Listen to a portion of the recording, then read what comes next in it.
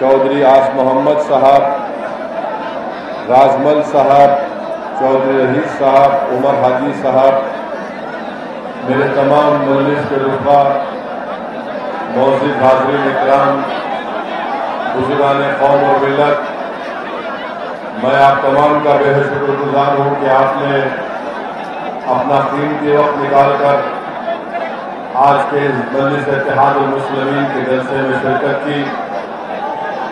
जो हजरात सामने खड़े हैं, मेरी उनसे अदबन अपील है कि वो थोड़ा बैठ जाइए और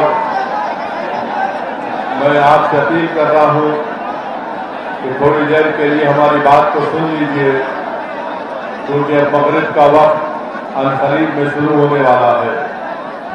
मेरे अजीज दोस्तों और बुजुर्गों, ये मेरे लिए बड़ी खुशी की बात है कि मैं मेवात की इस गयूर सरजमीन से आप तमाम के दरमियान में खड़े होकर मुझे अल्लाह सुब्हानहू व तआला ने कुछ बोलने का मौका इनायत फरमाया।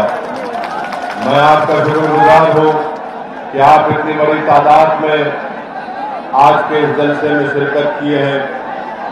आप जानते हैं कि राजस्थान में मजलिस इत्तेहादुल मुस्लिमीन ने अपने सियासी सफर का आगाज किया है और आप ये भी जानते हैं कि हमने इस बात का ऐलान किया है कि आने वाले राजस्थान के विधानसभा के चुनाव में मजलिस इत्तेहादुल मुस्लिमीन अपने उम्मीदवारों को इलेक्शन में इंतखाबात में लड़ाएगी।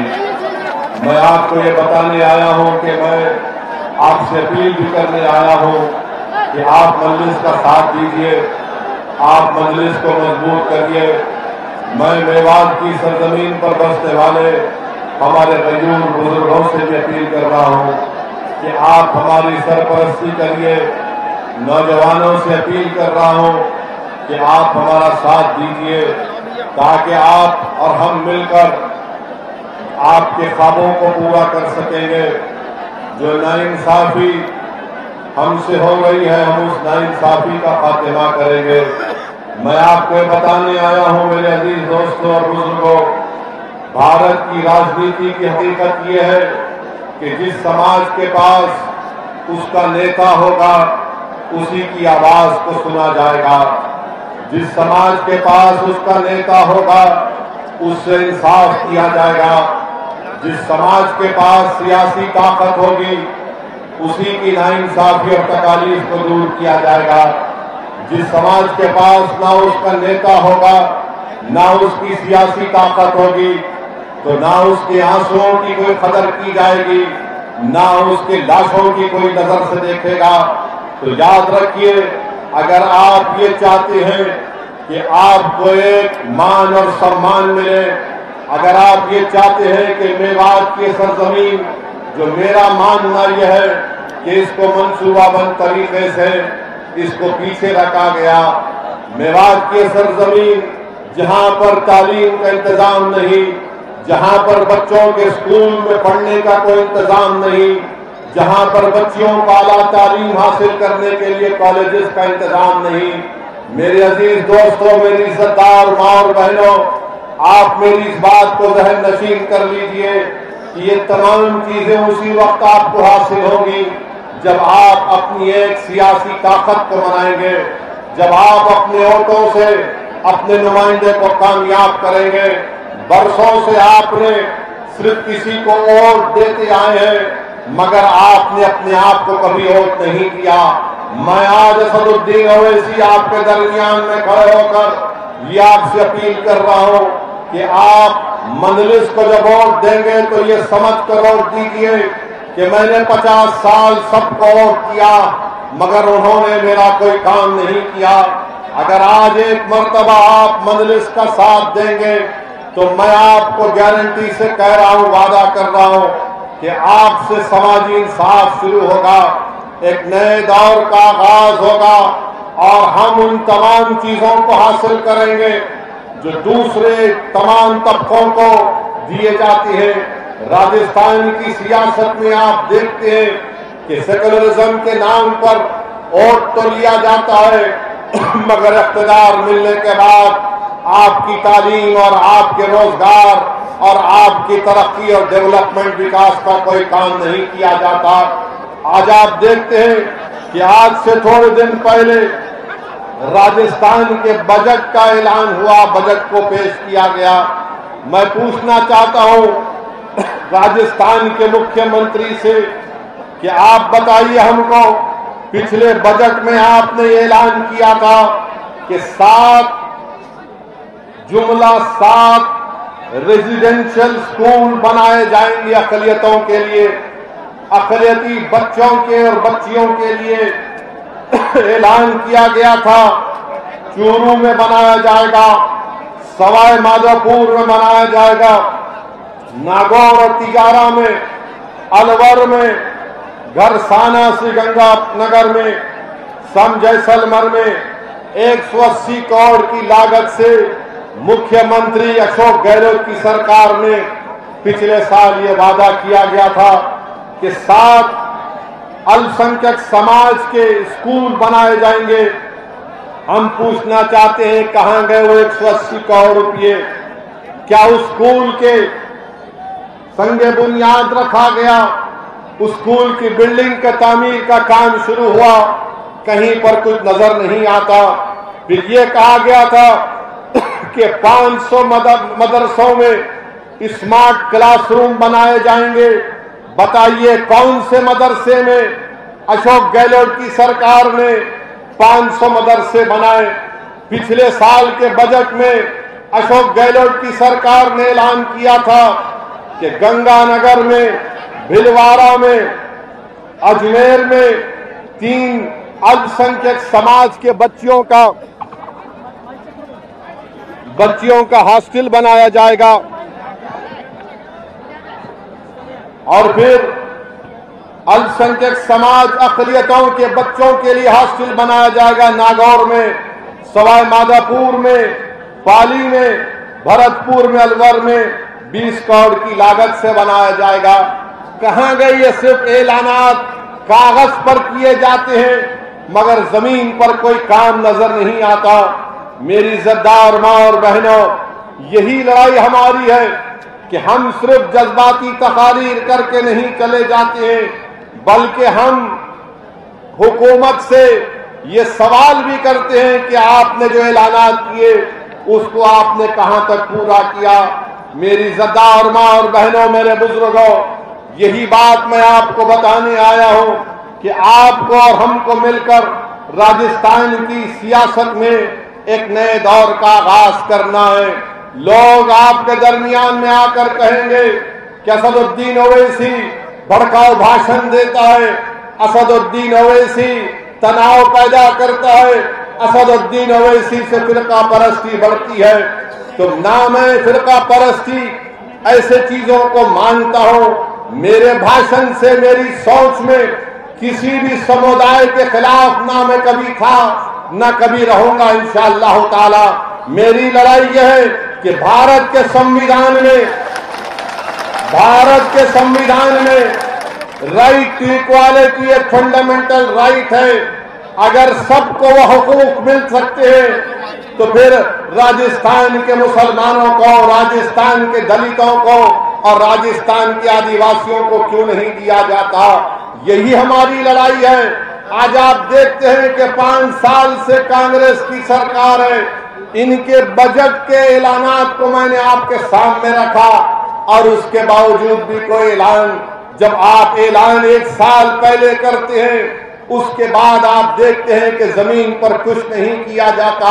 मगर जब चुनाव आएगा तो इनकी जबान से आप जरूर सुनेंगे कि ओवैसी पर यकीन मत करो, ओवैसी वोट काटने आया है।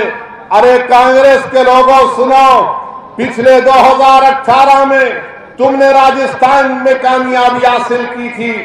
जब लोकसभा का इलेक्शन 4-5 महीने के बाद हुआ तो तुम एक लोकसभा की सीट नहीं जीत सके। जब क्या ओवैसी आया था या ओवैसी का जिन आया था या कौन आया था बताओ उस वक्त? और खुद मुख्यमंत्री के बेटे चुनाव हार गए। मगर आप देखेंगे कि आज के हमारे इस तकरीर के बाद कल से कांग्रेस के चूहे अपने बिलों से निकलेंगे और पुकार पुकार कर कहेंगे कि ओवैसी आया है काटने के लिए। अरे ओवैसी उन लोगों को काटने के लिए आया है, उन लोगों को रोकने के लिए आया है जो भारत के संविधान की धज्जियां उड़ा रहे हैं। मैं तोड़ने नहीं आया हूं, मैं तोड़ने नहीं आया हूं, मैं जोड़ने आया हूं। मैं को काटने नहीं आया हूं, मैं अपना हक लेने आया हूं। मैं नौजवानों के मुस्तकबिल को अच्छा करना चाहता हूं, मैं बुजुर्गों के ख्वाबों को पूरा करना चाहता हूं। हमारी मां और बहनों के आंख में जो आंसू है, मैं उन आंख में आंसुओं को पोंछना चाहता हूं। और ये उसी वक्त होगा जब आप हमारा साथ देंगे। सिर्फ थालियां मार के नारे लगाने से कामयाबी नहीं मिलेगी। आपको इन थालियों को, इन नारों को, इन जज्बात को और जो हजारों की तादाद में आज आप यहां पर जमा हुए, आपको इसको वोट में तब्दील करना पड़ेगा। क्या आप वोट में तब्दील करेंगे इसको? क्या आप वोट में तब्दील करेंगे इसको? क्या आप हमसे वादा कर रहे हैं कि मजलिस आपकी जमात है? तो इंशाअल्लाह ताला हम आगे बढ़ेंगे। क्योंकि लोग इल्जाम लगाते हैं, अरे ओवैसी इनसे मिला हुआ है, ओवैसी उनसे मिला हुआ है। अरे ओवैसी किसी से मिला हुआ नहीं है। ओवैसी ना गहलोत का है, ओवैसी ना कांग्रेस का है, ओवैसी ना मोदी का है, ना बीजेपी का है। ओवैसी तुम्हारा है और तुम्हारा ही रहेगा इंशाअल्लाह ताला। और ओवैसी किसी को अपना आका मानता है तो मोहम्मद मुस्तफा सल्लल्लाहु अलैहि वसल्लम को। ओवैसी के सामने कोई वजीर आजम और कोई प्रधानमंत्री या चीफ मिनिस्टर को अहमियत नहीं रखता, क्योंकि सब बराबर हैं और हम बराबरी चाहते हैं। बराबरी कैसे हासिल करेंगे? गुलामी करने से बराबरी नहीं मिलती, खड़े होकर अपने हक के लिए लड़ने से बराबरी मिलती है। तो मेरे अजीज दोस्तों और बुजुर्गों, आपको अब तक सियासी ताकत बनना है, आपको एक सियासी कुव्वत बनना है। ये बहुत से मसाइल हैं, बहुत से चीजें हैं जिसका जिक्र मैं कर सकता हूं, मगर मैं सिर्फ आपसे अपील करना चाहता हूं कि सियासी ताकत हासिल करिए। आज हम देखते हैं कि राजस्थान में यहीं से चंद घाटमीट में कल जो हादसा हुआ कि जुनैद और नासिर की हत्या कर दी गई, कत्ल कर दिया गया, उनको जलाकर उनकी जली हुई लाशों को उनके गांव को लाया गया। मैं पूछना चाहता हूं राजस्थान की सरकार से, आपने क्या किया जब आपके प्रशासन को जाकर जुनैद और नसीर के जिम्मेदारों ने कहा कि इन बच्चों को यही सरजमीन से किडनैप करके लेकर चले गए हरियाणा में? तो पुलिस का काम क्या था कि पुलिस भी हरकत में आती और राजस्थान के बॉर्डर में इन जालिमों को रोक देती। और जिन्होंने जुनैद और नसीर को मारा, सुनो जालिमों, तुम जुल्म करके जुनैद और नसीर को मार दिए, मगर अल्लाह तुमको, तुम्हारी नस्लों को अल्लाह निस्तो नाबूद करके रखेगा इंशाअल्लाह। तुमने जुनैद और नसीर को जलाया नहीं, तुमने इंसानियत को जलाया है। तुमने जुनैद और नसीर का कत्ल नहीं किया, तुमने इंसानियत का कत्ल किया। मैं तो अल्लाह से दुआ करता हूं कि परवरदिगार, जिन्होंने जुनैद और नसीर को मारा, अल्लाह तेरी फटकार इन जालिमों पर नाजिल हो जो मजलूम कमजोरों पर जुल्म करते हैं। अरे कौन ऐसा ये जालिम लोग हैं कि जो बच्चों को मारते हैं, पीटते हैं, और अफसोस तो हरियाणा की हुकूमत पर होता है। अरे कैसा चीफ मिनिस्टर है हरियाणा का, कौन सा बीजेपी का एडमिनिस्ट्रेशन है कि जब जुनैद और नसीर को जालिमों ने मार मार कर पुलिस स्टेशन को लेकर आए तो पुलिस ने कहा कि हम जुनैद और नसीर को नहीं ले सकते क्योंकि ये मर जाएंगे। बाद में मालूम हुआ कि उनकी जली हुई लाशें मिलती हैं, उनकी जली हुई गाड़ी मिलती है। आखिर क्यों हरियाणा में बीजेपी की सरकार इन जालिमों का साथ दे रही है? जो इंसानों का कत्ल कर रहे हैं। आखिर क्यों बीजेपी की हरियाणा की सरकार इन जालिमों को इजाजत देती है कि वो बंदूक लेकर फिरे, हथियार लेकर फिरे? और अगर कोई मुसलमान अपनी शादी की बारात में तलवार लेकर नाचता है तो 2 घंटे के अंदर पुलिस पहुंच जाती है और पूछती है कहां से लाया तलवार। मगर ये लोग जो हथियार और बंदूक लेकर फिरते हैं, गांव रक्षक के नाम पर गांव की हिफाजत नहीं कर रहे, बल्कि गाय के नाम पर ये इंसानियत का कत्ल कर रहे हैं। हमको इसकी मजम्मत करनी चाहिए। बहुत हो चुका। हम आज भारत के प्रधानमंत्री से भी अपील कर रहे हैं, डिमांड कर रहे हैं कि देश के प्रधानमंत्री बस करिए। कब तक झूठ बोलेंगे? सबका साथ, सबका विकास, सबका विश्वास, प्रयास। अरे इंसानों को पकड़कर मारकर उनको जला दिया जा रहा है। भारत के प्रधानमंत्री, आप इनको रोकेंगे या नहीं रोकेंगे? अगर नहीं रोकेंगे तो फिर रूल ऑफ लॉ खत्म हो जाएगा, संविधान कमजोर पड़ जाएगा।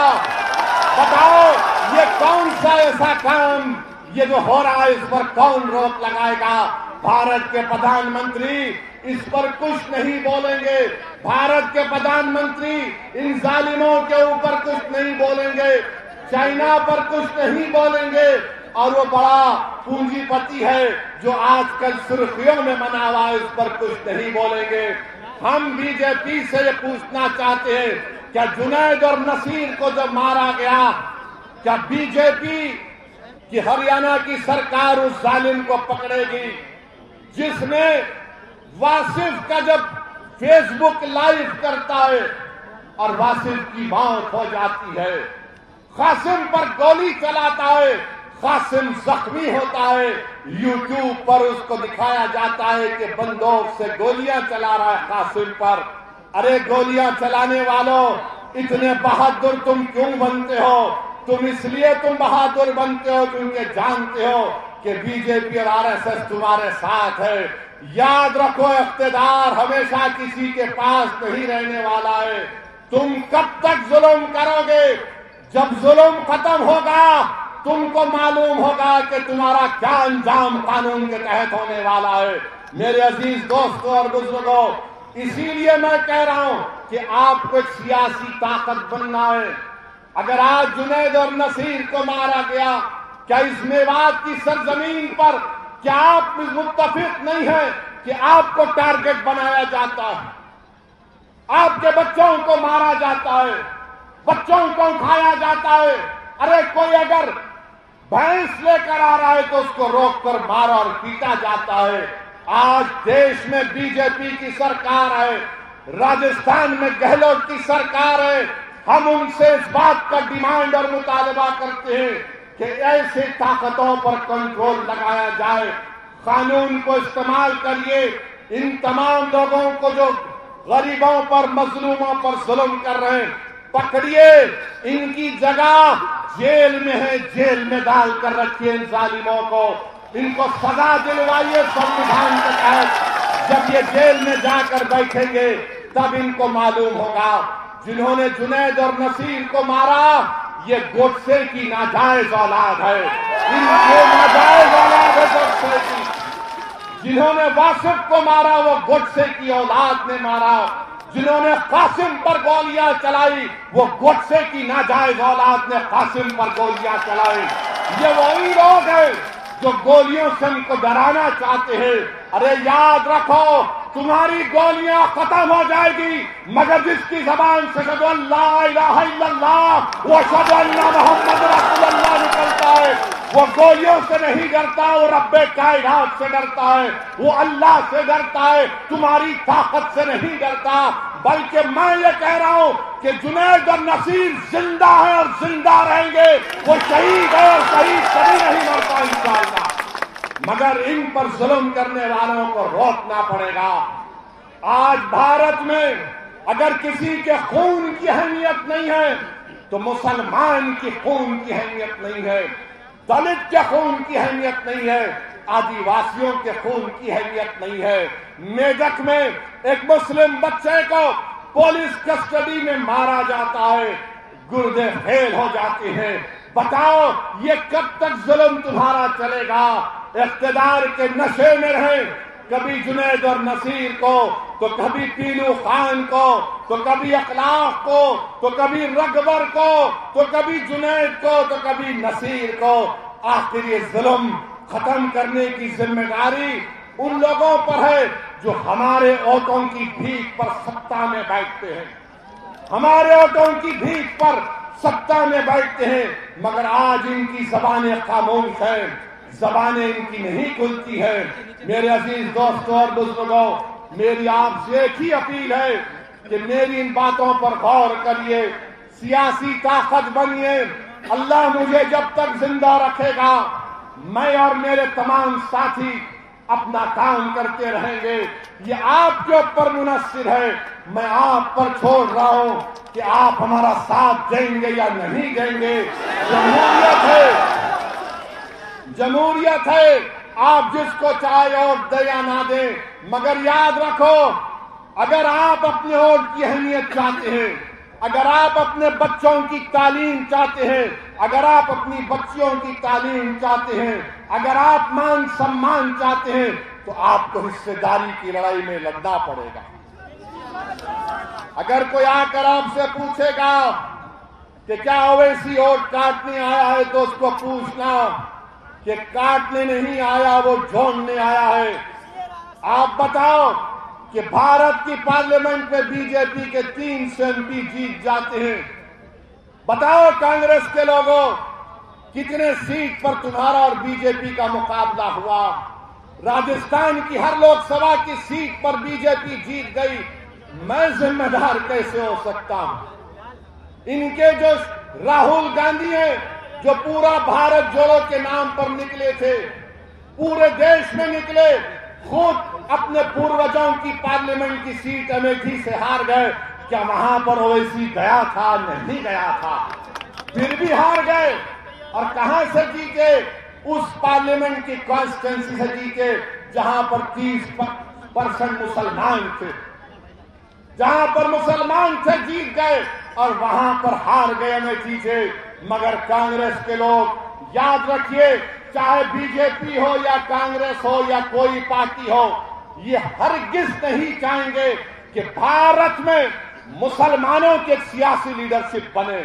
वो मुसलमानों को कमजोर रखना चाहते हैं, वो मुसलमानों को अपने ताबे रखना चाहते हैं, वो मुसलमानों को गुलाम बनाकर रखना चाहते हैं, मुसलमानों को डरा कर रखना चाहते हैं। मैं आपसे कह रहा हूं कि आपको डरने की जरूरत नहीं है। ये देश हमारा था, है और रहेगा इंशाअल्लाह। ये देश हमारा है। इस देश का आईन पढ़िए, संविधान को पढ़िए। अरे जब सबको हक मिल सकता है, इज्जत मिल सकती है, तो भारत का मुसलमान क्यों पीछे हो जाता है? मैं आज तक ये चैलेंज कर रहा हूं, बताओ भारत के मुसलमान में और राजस्थान के मुसलमानों में कितने पढ़े लिखे लोग हैं? कितने स्कूल के बाहर सबसे ज्यादा दलितों के बाद अगर कोई है तो मुसलमान है। इसका जिम्मेदार कौन है? बेरोजगारी हमारे बच्चों का मुकद्दर बनता जा रहा है। मेरे अजीज दोस्तों, नौजवानों, बुजुर्गों, आपसे अपील कर रहे हैं कि आप मुत्तहिद हो जाइए, मजलिस का साथ दीजिए। अगर आप साथ देंगे तो हम एक नया माहौल पैदा कर सकेंगे। कांग्रेस में तो माशाअल्लाह बहुत लड़ाई चल रही है, कांग्रेस में बहुत लड़ाई चल रही है।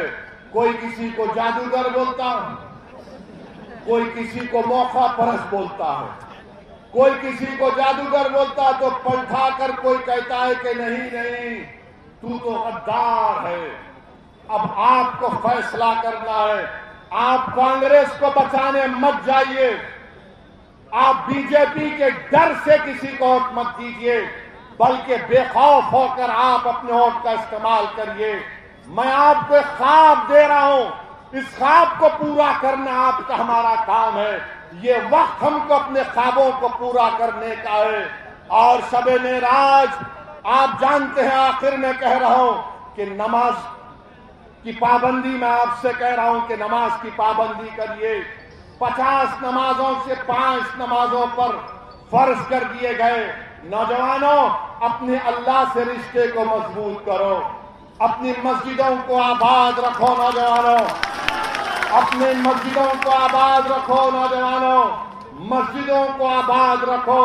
अल्लाह की रस्सी को मजबूती से थाम लो, अल्लाह की रस्सी को मजबूती से थाम लो। अपने दिलों में सिर्फ अल्लाह की मोहब्बत, उसका खौफ पैदा करो।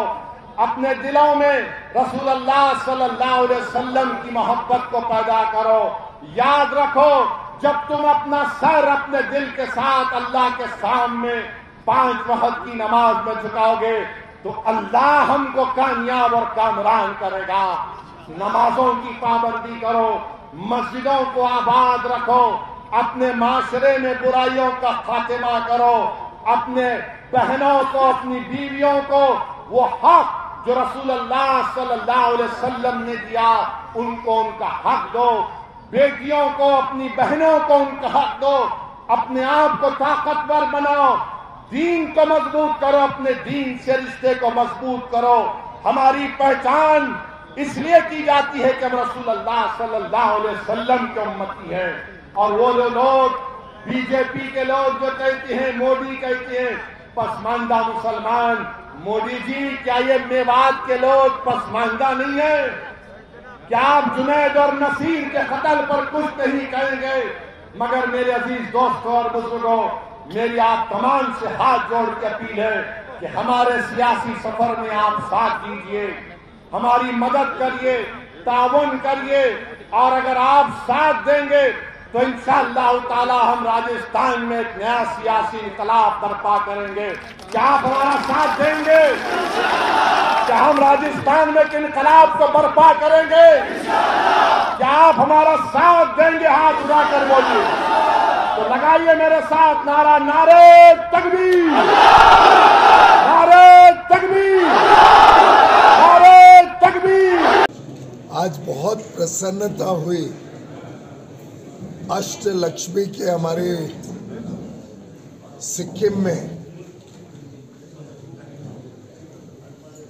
हमारे यहाँ के सभी उद्योग जगत से जुड़े हुए लोगों के साथ, प्रोफेशनल्स, चार्टर्ड अकाउंटेंट्स, मैनेजमेंट जैसे अलग अलग काम करने वाले मित्रों के साथ, सरकारी अधिकारी और मंत्रियों के साथ, अब आपके साथ, और इसके बाद मेरे भारतीय जनता पार्टी के कार्यकर्ता भाई बहनों के साथ मिलजुल कर सिक्किम की गत वर्षों में जो तेज गति से प्रगति की राह शुरू हुई है, उसकी जानकारियां प्राप्त करने का मुझे सौभाग्य मिला।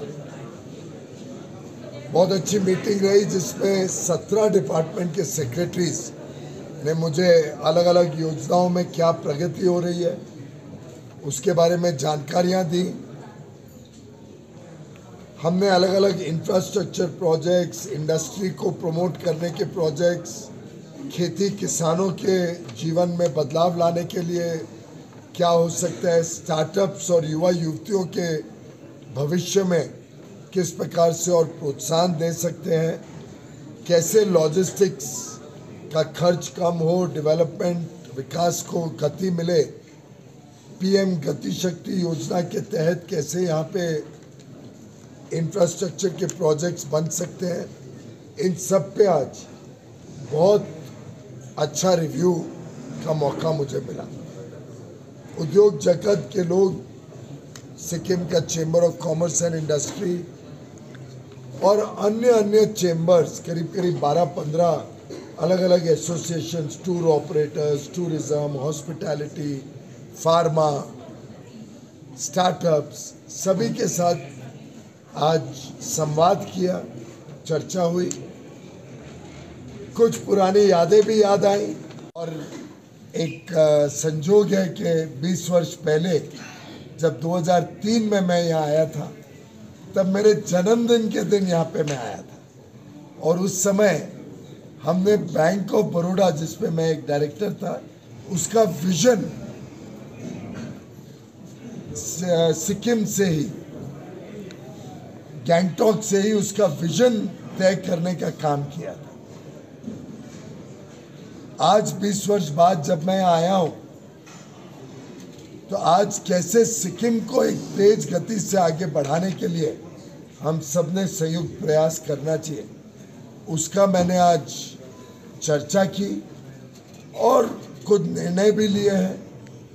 निर्णय ये भी लिया है कि अच्छी अति आधुनिक मॉडर्न ऑर्गेनिक प्रोडक्ट्स को टेस्टिंग का पूरा इंफ्रास्ट्रक्चर, जिसमें ब्लॉकचेन टेक्नोलॉजी यूज करके ट्रेसेबिलिटी, जिससे हम टेस्टिंग लैबोरेटरी, पैकेजिंग, डिजाइनिंग, ये सब व्यवस्थाओं को जोड़ के कैसे हम ऑर्गेनिक फार्मिंग को यहाँ से प्रोत्साहन ऐसा दें कि जो आज एक्सपोर्ट मात्र $1 मिलियन का यानी 8 करोड़ रुपए का आज सिक्किम से एक्सपोर्ट होता है, उसको कैसे हम $1 बिलियन यानी 8,000 करोड़ तक बढ़ाने का काम 2030 तक करेंगे। इस पे बहुत सार्थक चर्चा हुई है और सभी ने ये मुझे कमिट किया है, एक संकल्प लिया है कि हम मिलके केंद्र सरकार, राज्य सरकार और यहाँ का उद्योग जगत, यहाँ के किसान, यहाँ के स्टार्टअप्स मिलके कैसे इस काम को बढ़ाएंगे और 2030 तक सिक्किम में एक नई लहर प्रगति और विकास की लोगों तक पहुँचे, किसानों तक पहुँचे, गांव तक पहुँचे, जो माननीय प्रधानमंत्री नरेंद्र मोदी जी का सपना है कि हमारे पूर्वांचल क्षेत्र का होलिस्टिक डेवलपमेंट, हर दिशा में प्रगति हो, विकास हो, उसको पूरा करने का काम करें। आप सब जानते हैं कैसे गत 8.5 वर्षों में माननीय प्रधानमंत्री जी स्वयं भी 50 बार पूर्वांचल के राज्यों में आए और 2 साल तो कोविड में निकल गए। उसके बावजूद इतने कम समय में ऐसा कोई प्रधानमंत्री नहीं रहे जिसने इतनी चिंता पूर्वांचल, नॉर्थ ईस्ट के लिए की। पूर्वांचल में वो चाहते हैं पूर्वांचल का ऐसा विकास हो कि पूरे देश में हम एकदम आगे बढ़े और जो सबसे ज़्यादा प्रगतिशील प्रदेश है उसमें से पूर्वांचल के हमारे 8 राज्यों को गिना जाए। इसी प्रकार से एक मैंने रिक्वेस्ट की कि वो हमें अगर जगह दे यूनिवर्सिटी में, तो हम नेशनल इंस्टीट्यूट ऑफ डिज़ाइन और नेशनल इंस्टीट्यूट ऑफ पैकेजिंग का एक्सटेंशन कैंपस यहाँ बना सकें, जिससे यहाँ के युवा युवतियों को भी पैकेजिंग और डिज़ाइन के बारे में हम जानकारियाँ दें, उनको ट्रेन कर सके और आगे चल के वो इस पूरे भविष्य को और अच्छी तरीके से बना सके। मुझे खुशी हुई देख के कि जो प्रोजेक्ट मैंने 10 अक्टूबर 2014 को as power minister sanction, distribution infrastructure को स्ट्रेंथन करने का, सुधारने का, एज पावर मिनिस्टर 2014 में मैंने कैबिनेट के समक्ष रखा था और माननीय प्रधानमंत्री नरेंद्र मोदी जी ने स्वीकृति दी थी। वो प्रोजेक्ट शुरुआत में तो थोड़ा डामाडोल रहा, आस्ते चला, लेकिन 2019 के बाद जब हमारी संयुक्त सरकार बीजेपी और एसकेएम की आई, तब से उसने गति पकड़ी है और कुछ महीनों में वो भी पूरा होगा, जिससे यहाँ की पावर सिचुएशन सुधर जाएगी। मुझे आज ये भी बड़ा आनंद आया कि 2014-15 में जब मैं 14 में मंत्री बना था, मेरे समक्ष सामने आया कि तीस्ता फेज 3 बंद पड़ा था, 4-5 साल से उस पर काम ही नहीं हो रहा था, प्रमोटर्स के बीच में झगड़े चल रहे थे और पूरी तरीके से इतना इम्पोर्टेंट प्रोजेक्ट लटक फटक के पड़ा हुआ था। उसको उस समय मैंने शुरुआत करने के लिए पहल की थी, राज्य सरकार को जोड़ा था, national hydro power corporation NHPC को जोड़ा था और उसको फिर एक बार गति दी थी। मुझे आनंद आया आज सुन के कि वो प्रोजेक्ट अब पिछले 4-5 साल से अच्छा चल रहा है, बिजली बना रहे, 1200 मेगावाट है, सिक्किम का सबसे बड़ा प्रोजेक्ट है और उसमें 12% मुफ्त में बिजली मिल रही है सिक्किम को।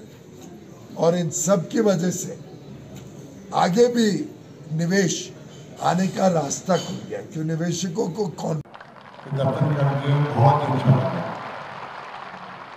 जो महिलाएं बैठी हुई है, बुजुर्ग बैठे हुए हैं, ऐसा बहुत कम होता है। पूरा कुंड में बैठा हुआ एक साथ में ताली बजाता है, इतना उत्साह लोगों में।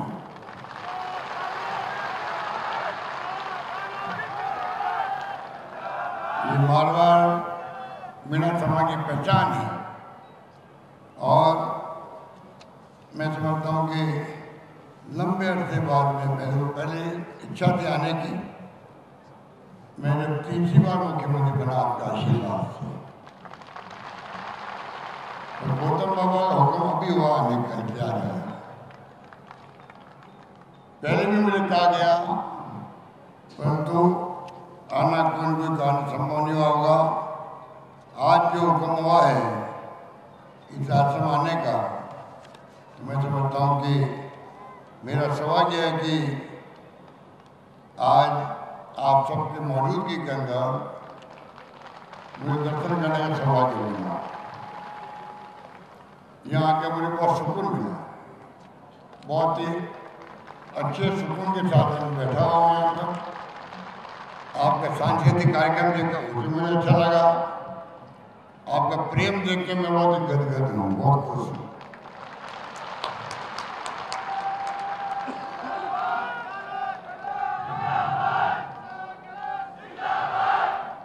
आप सब जानते हैं पूरा मारवाड़ के अंदर आपकी पहचान है अलग से। पाली हो, झालो हो, सिरोही हो, उतही है, पर जोधपुर, बाड़मेर, जैसलमेर तक की पहचान आपकी है। हमारी भील समाज, आदिवासी हो चाहे मीणा समाज हो, एक तो टेस्ट एरिया है जहाँ अर्जुन बामना जी आते हैं हमारे वहाँ माछवाड़ा से। आज सुबह में गया था उदयपुर आदिवासी में गया, दरियावत गया था मैं। आज तो मेरा पूरा दिन ही आदिवासियों को ही मीणा समाज के समर्पित है।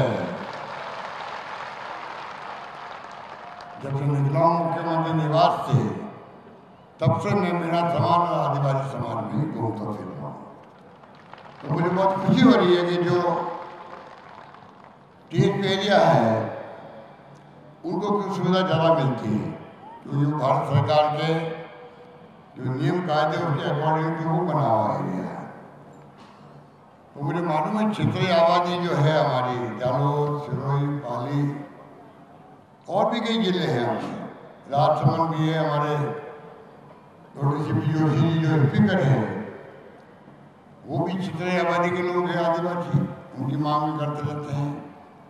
हमारे जहन में है कि किस प्रकार से जो क्षेत्रीय आबादी है 3 पीढ़ी के बाहर की, उनको हम कैसे वहाँ की नौजवान पीढ़ी को, वहाँ के छात्रों को, वहाँ के युवाओं को, वहाँ की आम जनता को किस प्रकार से अधिक से अधिक राह दे सकें, ये जहन में है। प्रयास कर रहे हैं कि इस प्रकार से क्या रास्ता निकालें जिससे कि आपको भी कम से कम विकास के अंदर बहुत बड़ी भूमिका आपकी हो सके। मारवाड़ को लेकर हमने जो बोर्ड बनाया है, मारवाड़ आदिवासी समाज का जोधपुर मुख्यालय रखा है, पूरा गठन भी हो गया है। मैं अर्जुन बामना जी कहना चाहूँगा कि आप बहुत एक्टिव हैं, उनकी मीटिंग बुला के तय करें और जो समाज के हमारे मौजूद लोग हैं आपके, इन सबको बुला लें वहाँ पर जोधपुर के अंदर, जयपुर में, और बैठ के हम लोग कैसे और क्या मदद कर सकते हैं। मैं समझता हूँ कि उस दिशा में हमें सोचने की आवश्यकता है। और मुझे उम्मीद है कि कोई रास्ता तो निकलेगा जिससे कि हम लोग सब मिलकर के आप लोगों के जो मांगे हैं, मुझे एक ज्ञापन दिया गया है आपके अध्यक्ष ने, उस पर चर्चा कर पाएंगे और उसी रूप में जो मांगे रखी गई है, मांगे बहुत ही वाजिब है। आप नदी आई है बीच में, मंदिर के साथ में। पानी आपका अप्रैल में गंगा मैया की तरह निकलता मैंने सुना है यहाँ पर, आपकी आस्था जुड़ी हुई है यहाँ पर। मुझे ऊपर दिखाया गया मंदिर के हमारे अध्यक्ष जी ने किस प्रकार से मंदिर के पास में नदी है और वहीं पर आप लोग जब कभी आते हैं अप्रैल के अंदर तो हमारी जो अर्थी हैं उसका विसर्जन भी आप वहीं करते हैं। तो आपके लिए एक ऐसा धाम है जिसका विकास होना मैं समझता हूँ बहुत आवश्यक है। मैं भी इस बात का बांध रखता हूँ, ऐसा सकता हूँ। इसलिए मैं कहना चाहूँगा कि जो एक तो मांग रखी है मेरे सामने किस प्रकार से नदी के ऊपर पुल बने, आपका पुल बनना जिससे कि पानी बरसात के वक्त में आप लोग मंदिर में आ जा सकें। करीब 20 करोड़ की लागत का जो है एस्टिमेट बना है। मैं इस मौके पर कहना चाहूँगा बजट का अधिवेशन चल रहा है, अधिवेशन चल रहा है बजट का, और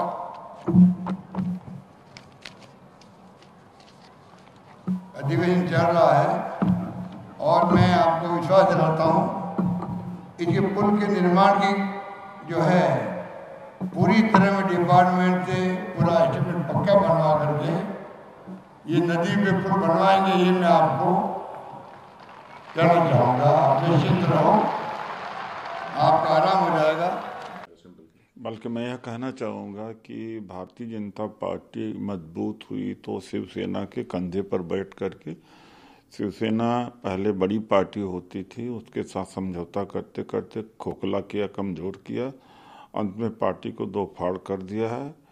ये षड्यंत्र बीजेपी सबके साथ किया, अकाली के साथ, जेडीयू के साथ, और यहाँ भी किया है। मैं यही कहूँगा कि उद्धव ठाकरे जी दोनों काम करें। धरना प्रदर्शन होना चाहिए, पूरे देश के अंदर होना चाहिए, हम सपोर्ट करते हैं उनको, और लड़ाई तो लड़नी चाहिए। और उसके बाद जहाँ तक चिन्ह की बात है, चुनाव चिन्ह की बात है, तो चाहे नया रहे या पुराना रहे, प्रचार में निकल जाना चाहिए उनको। और कांग्रेस में भी एक बार ऐसा हुआ था, दो बैलों की जोड़ी का चुनाव चिन्ह छीन लिया गया था और पंजा का चुनाव चिन्ह श्रीमती इंदिरा गांधी से लेके निकली थी। तो जिन्होंने चुनाव चिन्ह छीना था वो तो कहीं गायब हो गए। यही हालत एक नाथ शिंदे का भी होगा, वो समय थोड़ा लगेगा। दिल्ली में प्रस्तुत होना, वो क्वेश्चनिंग के लिए समन किए गए हैं। दिल्ली एक्साइज पॉलिसी जो केस था, जिस तरीके से पहले ईडी का भी रेट पड़ा उनके ऊपर, अब सीबीआई के लिए उन्हें समन किया गया है, आप कैसे देखते हैं जिस तरीके से राजनीति करी जा रही है इसमें? ये तो मुझे तो लगता है नूरा कुश्ती है। तो महीना पहले कहा था कि हिम्मत हो तो सीबीआई मुझे गिरफ्तार करे, और इधर भारतीय जनता पार्टी वाले कह रहे थे कि महाकरप्ट है, गिरफ्तार करेंगे, जेल भेजेंगे। तो ये लगता है कि पॉलिटिकल स्पेस ऑक्यूपाई करने के लिए एक दूसरे के ऊपर आरोप लगाते रहते हैं, वरना कई महीने से कार्रवाई चल रही है लिकर स्कैंडल का, और इसका क्यों नहीं कोई लॉजिकल एंड होता है। सीबीआई ने कल बुलाया होगा तो आज पर प्रोसीजर बुलाया होगा, और प्रोसीजर क्या, जिस तरह से सीबीआई, ईडी, इनकम टैक्स का दुरुपयोग पूरे देश में हो रहा, तो निष्पक्षता तो खत्म हो चुकी है। इस मामले में इनका क्या है नहीं समझ में आता है। और इन्होंने तो ललकारा भी था कि अगर कोई मेरे पास कुछ हो तो सीबीआई गिरफ्तार करके दिखाए, लेकिन सीबीआई की हिम्मत नहीं पड़ी, बीजेपी वालों ने चुनौती दिया था, तो ये समझ में बात नहीं आती। भिवानी केस की बात करते, लोगों की हत्या करी गई और उस पर असदुद्दीन ओवैसी ने कहा है कि जो 6 लोग हैं जिनके ऊपर एफआईआर दर्ज करी गई है किडनैपिंग और मर्डर के लेके, नासिर और जुनैद की, उनकी पिक्चर अमित शाह के साथ खींची गई हुई है और हरियाणा की सरकार उन्हें बचाने की कोशिश कर रही है। देखिए, काउ विजिलेंट कई जगहों पर हत्या कर चुके हैं। अलवर के पास भी हुआ था, गाजियाबाद में हुआ था और झारखंड में हुआ था, अब ये भी है। तो अगर अमित शाह जी के साथ में उनकी पिक्चर है तो कोई इसमें बड़ी बात नहीं हो सकती, क्योंकि ये जो काउ विजिलेंट वाले हैं या जो गौ सेवक हैं ये सब इन्हीं की टोली के हैं। तो संभावना है, तो मैं यही कहूँगा कि ये तो बड़ी जघन्य अपराध है और कि इस तरह से उनको किडनैप करके लाया गया, जला के मारा गया वहाँ पर, इसकी जांच होनी चाहिए और ये थमना चाहिए। और जहाँ तक वैसी जी की बात है, वो तो पूरे कांग्रेस से भी ज़्यादा उनको स्पेस इस गोदी मीडिया में मिलता है। तो इसके मतलब कि ये क्या है समझ में नहीं आता है। जहाँ कांग्रेस को हराना होता, विपक्ष को हराना होता, उसके पहले जाकर वहाँ तमाम धार्मिक भाषण करके माहौल हिंदू मुस्लिम का कर लेते हैं। काउ विजिलेंट वालों को ही उसमें प्रोत्साहन मिल जाता है, बीजेपी को ही बढ़त मिल जाती है। बात करते हैं सर दिल्ली के एमसी कोशिश भी करी गई है। अब लेफ्टिनेंट गवर्नर वीके सक्सेना ने अप्रूव कर दिया है प्रपोजल। अब ये फर्स्ट मीटिंग जो एमसीडी के लिए होगी 22 जनवरी के लिए डेट दी गई है। मेयर, डिप्टी मेयर और 6 स्टैंडिंग कमेटी में मेंबर के लिए इतने टाइम के बाद फिर से कोशिश होगी। आपको लगता है इस बार सफल हो पाएगा एमसीडी में? नहीं, हो जाना चाहिए, क्योंकि इसलिए कि काम सफर कर रहा है और इतना गंदगी का ढेर बना हुआ है। मैं तो जब बीजेपी का एमपी होकर के बर्दाश्त नहीं कर पा रहा था जिस तरह से भलसवा में खत्ता है और गाजीपुर में है, बदबू आता है। अगर ये देश की राजधानी है, 8 साल से मोदी जी सरकार में भी हैं, बल्कि 9 साल से हैं और 15 साल से एमसीडी रही है, तो ऐसे निकम्मापन तो मैं कहीं देखा ही नहीं हूँ। तो जो भी कुछ हो इसका निर्धारण हो जाना चाहिए। अगर वो उसके बाद में कार्रवाई की जानी चाहिए, काम शुरू हो जाना चाहिए। सर बात करते हैं बिहार के मुख्यमंत्री कि कांग्रेस को डिसीजन लेना बहुत जल्द ज़रूरी है और अगर उनकी माने तो साथ में लड़ेंगे तो भाजपा 100 से नीचे सीटें आएंगी। अगर सजेशन नहीं लिया तो उनको पता है कि क्या हो सकता है। कांग्रेस के ऊपर उन्होंने जो क्वेश्चन किया है, कांग्रेस का क्या आगे? नहीं, उनका अच्छी भावना है और बात सच कहा है उन्होंने कि प्लेनम के बाद में संभवतः इसको जल्दी किया जाएगा। उनका सुझाव कोई गलत नहीं है, इसको हमें पॉजिटिव वे में लेना चाहिए, क्योंकि बीजेपी 3 साल पहले या तो कहा जा सकता है कि चुनाव के दूसरे दिन बाद अगले 5 साल के चुनाव की तैयारी शुरू कर देती है, तो विपक्ष को शुरुआत होनी चाहिए। लेकिन इस समय बड़ा क्रुशियल प्लेनम है 24, 25, 26 को, उसके बाद में जरूर इस पर काम किया जाएगा। आखिरी प्रश्न मेरा रहेगा, रोज के ऊपर कहा है कि ये ओल्ड ओपिनियटेड इंसान है, न्यूयॉर्क में बैठते हैं, उनको लगता है कि उनके व्यूज से डिटरमिन होता है कि दुनिया कैसे चलती है और नैरेटिव शेप करने की ये लोग कोशिश करते हैं। जिस तरीके से जॉर्ज सोरोस का बयान रहा है, कांग्रेस ने भी किनारा किया है, बट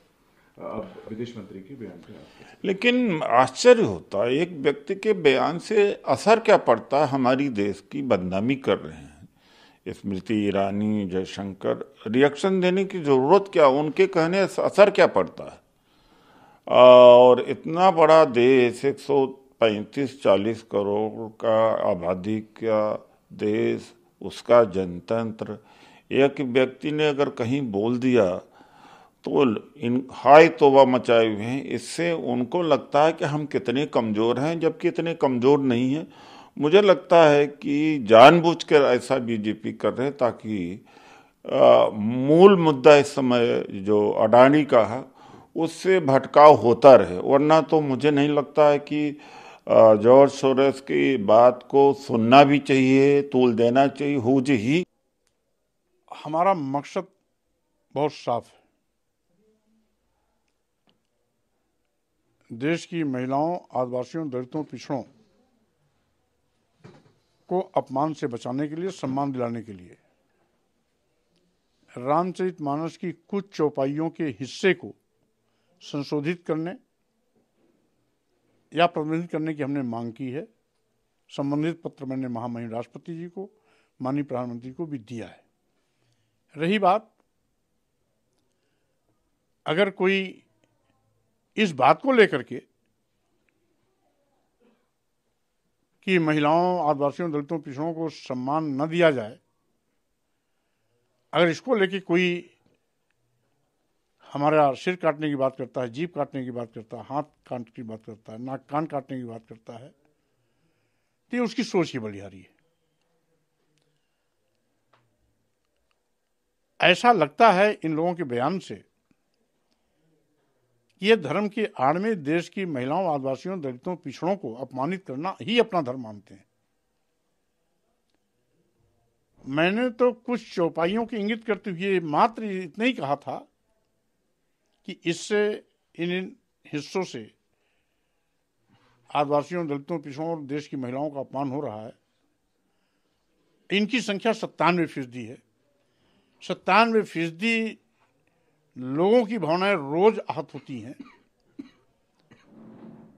तो तथाकथित धर्म के ठेकेदारों को इन 97% लोगों की भावनाएं ध्यान में नहीं आती हैं। उनकी 2-3% लोगों की भावनाएं बड़ी हो जाती हैं और कहते हैं मौर्य जी धर्म पर प्रहार कर रहे हैं। हमने तो धर्म पर कोई बात ही नहीं किया। और रही बात क्या महिलाओं, आदिवासियों, दलितों, पिछड़ों को अपमानित करना ही इनका धर्म है? अगर इनका धर्म है उनको अपमानित करना, तो मेरा धर्म है इनको सम्मान दिलाना। आपके ऊपर कल जब लोगों में देखिए, वहां जो नारेबाजी करने वाले लोग थे, उनका नारा जय श्री राम का चल रहा था। तो ये नारा कौन लगाता है? आप जानते होंगे, भारतीय जनता पार्टी के चेहरे ही ऐसी नारे लगाते हैं। तो वो लोग क्या कहा, किसके थे? और अब चूंकि उनके हाथ में माला था, माला के अंदर वो क्या लिए थे, झंडा लिए थे या स्याही लिए थे, अब वो जाने। हमारे गाड़ी की ओर दौड़े, स्थानीय पुलिस ने उनको घेर करके वापस कर दिया। चल पाया कौन लोग थे वो? अब चूंकि मैं तो सोनभद्र जा रहा था, रास्ते में थे, कौन थे कौन नहीं थे, अब उनका मैं नाम और गांव थोड़ा पूछने के लिए रुक जाऊंगा। अब इतना छोटा हरकत के लिए मैं अपना अभियान थोड़ा रोक दूंगा। आप समाजवादी पार्टी में देखा गया था कि कुछ लोगों ने इससे पहले भी आपके बयान की आलोचना करी थी। अब उसी क्रम में एक मंच पे कार्यक्रम में राकेश प्रताप सिंह जो कि विधायक हैं, उन्होंने भी आपके बयान पे और उस पर कहा कि मेरी विधायकी रहे या ना रहे, पद रहे या ना रहे, लेकिन मैं इस तरह का किसी भी मतलब धार्मिक ग्रंथ के खिलाफ ये कुछ भी सुन नहीं सकता हूँ। अब वो मेरे बयान को अगर सही ढंग से सुनेंगे तो शायद अपने बयान में संशोधन कर लेंगे। एक सवाल और है, राष्ट्रपति लखनऊ में थी, बीच में कहा गया कि लखनऊ का नाम बदल के लक्ष्मणपुरी होना चाहिए। काफी लखनऊ में लक्ष्मण जी की इस मूर्ति भी स्थापित करी गई, कई लोगों ने इसकी मांग करी, राष्ट्रपति जी ने भी इस मामले पे कहा है। देखिए, ये लखनऊ माननीय अटल बिहारी वाजपेयी जी की कर्मभूमि रही है। यहाँ से सांसद रहे हैं, यहाँ से सांसद होकर देश के प्रधानमंत्री भी बने हैं। प्रधानमंत्री के रूप में भी उनका भाषण लखनऊ में मैंने सुना है। वो प्रायः जब भी लखनऊ में आते थे कहते थे लखनऊ गंगा जमुनी तहजीब का केंद्र है। आज उनके न रहने के बाद इसके मायने बदल कैसे गए? नाम बदलने वाले लोग माननीय अटल बिहारी वाजपेयी जी के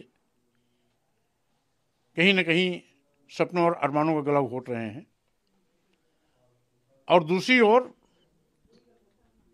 लखनऊ की पहचान पूरी दुनिया में लखनऊ से ही है। नाम बदल देने से कोई और चार चांद नहीं लग जाएगा। और फिर अगर नाम बदलने की कोई आवश्यकता ही है तो राजा लखन पासी यहाँ के राजा थे, लखनऊ उनकी राजधानी थी। उन्हीं के नाम पर कभी ये लखनपुर कहा जाता था, फिर बाद में लखनावती हुआ, लखनावती से लखनऊ हुआ। तो अगर नाम बदलना ही है तो राजा लखन पासी के नाम पर क्यों नहीं? एक आखिरी सवाल है, कल मौलाना अरशद मदनी ने दिल्ली में एक अधिवेशन के दौरान कहा कि राम ओम और अल्लाह एक हैं, और जब श्री राम को लोग नहीं पूछते थे तो उससे पहले भी ओम का अस्तित्व था और ओम और अल्लाह एक चीज़ है, उन्होंने कहा है।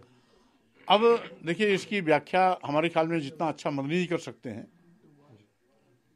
मैं नहीं कर सकता, क्योंकि वो कुछ सोच समझ के इतिहास खोज के बोले। सनातनी 5 बच्चे या 10 बच्चे पैदा करना चाहें तो करें, कौन रोक रहा है।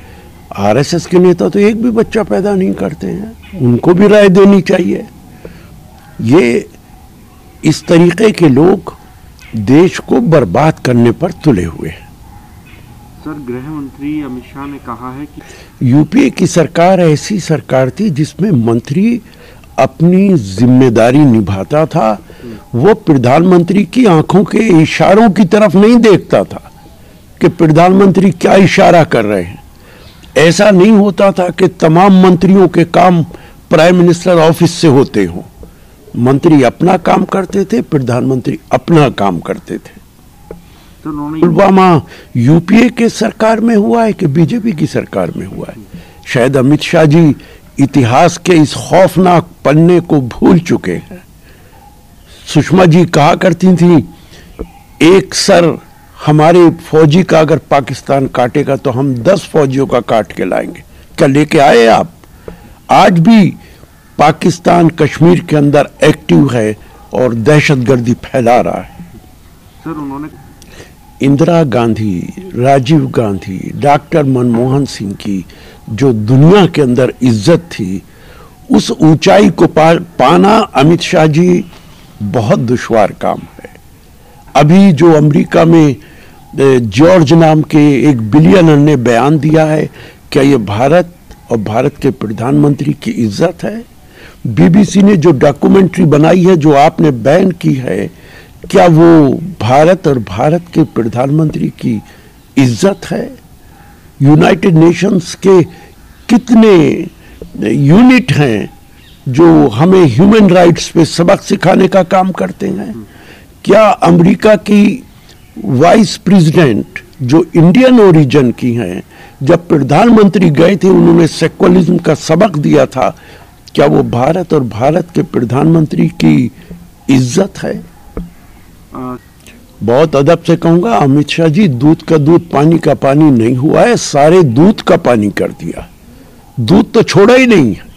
आपके इलेक्शन कमीशन ने दूध को पानी बना दिया है और इलेक्शन कमीशन ने अपनी क्रेडिबिलिटी, अपनी ऑनेस्टी पे सवालिया निशान लगा दिया है। सर, देखिए, बिल्कुल आज के हालात के अंदर जब सारी एजेंसीज दबाव में काम कर रही हैं, ज्यादा मेहनत की जरूरत है, जनता के बीच में ज्यादा जाने की जरूरत है और देश के लोगों को सच्चाई बताने की जरूरत है। सर, देखिए, ये उनका आम पार्टी का अंदरूनी मामला है कि वो किस तरीके से जवाब देते हैं, लेकिन प्रधानमंत्री तो लोकसभा के अंदर खुद ही कह चुके हैं कि ईडी ने सारे विपक्ष को इकट्ठा कर दिया है। खुद प्रधानमंत्री ये बात मान रहे हैं कि एजेंसीज उनके इशारे पे काम कर रही हैं। प्रधानमंत्री ने ये नहीं कहा कि देश के अंदर जो लोग क्राइम कर रहे हैं, गलत काम कर रहे हैं, उनके खिलाफ ईडी काम कर रहा है। उन्होंने कहा सारे विपक्ष को इकट्ठा कर दिया है। ऐसे बयानात अगर देश का प्रधानमंत्री देता है तो फिर तो सीबीआई, ईडी सब विपक्ष के खिलाफ इकट्ठा हो ही जाएगी, एक्टिव हो ही जाएगी। सर, नीतीश कुमार, देखिए, बिल्कुल अगर सारा विपक्ष इकट्ठा हो जाएगा तो 2024 हमारा होगा, देश की जनता का होगा। हम संविधान को और देश को बचाने में कामयाब हो जाएंगे। सर, देखिए, हरियाणा की पुलिस पूरे तरीके से सरकार के दबाव में काम करती है। वहाँ के आईजी का ये बयान कि उनमें से एक मरने वाला आदमी स्मगलर था, वो ये बयान नहीं दे रहे कि जिन लोगों ने मारा है उनके खिलाफ कार्रवाई की जाएगी। वो ये बयान नहीं दे रहे कि वो कौन लोग हैं और किस राजनीतिक दल से जुड़े हुए हैं। वो ये बयान नहीं दे रहे कि उनके खिलाफ हम कानून के मुताबिक सख्त से सख्त कार्रवाई करेंगे। वो कह रहे हैं कि एक आदमी स्मगलिंग करता था। केस को कमजोर करने का काम कर रहे हैं और हरियाणा की पुलिस ठीक काम बिल्कुल नहीं कर रही है, ईमानदारी से नहीं कर रही है। और ये पहला वाकया नहीं है। हरियाणा में न जाने कितनी बार ऐसा हुआ है कि पुलिस उन लोगों के साथ खड़ी हो जाती है जो कानून तोड़ने का काम करते हैं। देखिए, चाइना से बहुत होशियार रहने की जरूरत है। बहुत तकलीफ की बात है कि हमारे प्रधानमंत्री चाइना का नाम जबान से लेने को भी तैयार नहीं है, जिससे दुनिया के अंदर ये मैसेज जाता है कि हमारे यहाँ कमज़ोर सरकार है, हमारी फौज ताकतवर है, हमारी फौज हमारा गरूर है, हमारी फौज पे देश के हर आदमी का यकीन है, लेकिन भारत सरकार पे।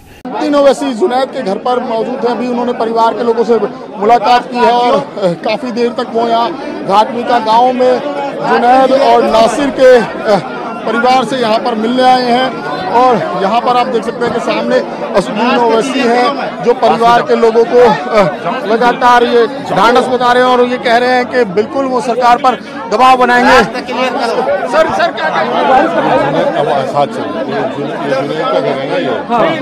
नहीं सर, मैं साथ बोलेंगे।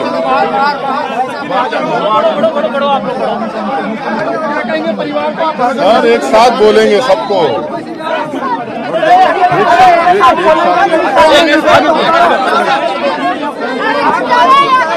थोड़ा आ जाइए, इनको बुला लीजिए।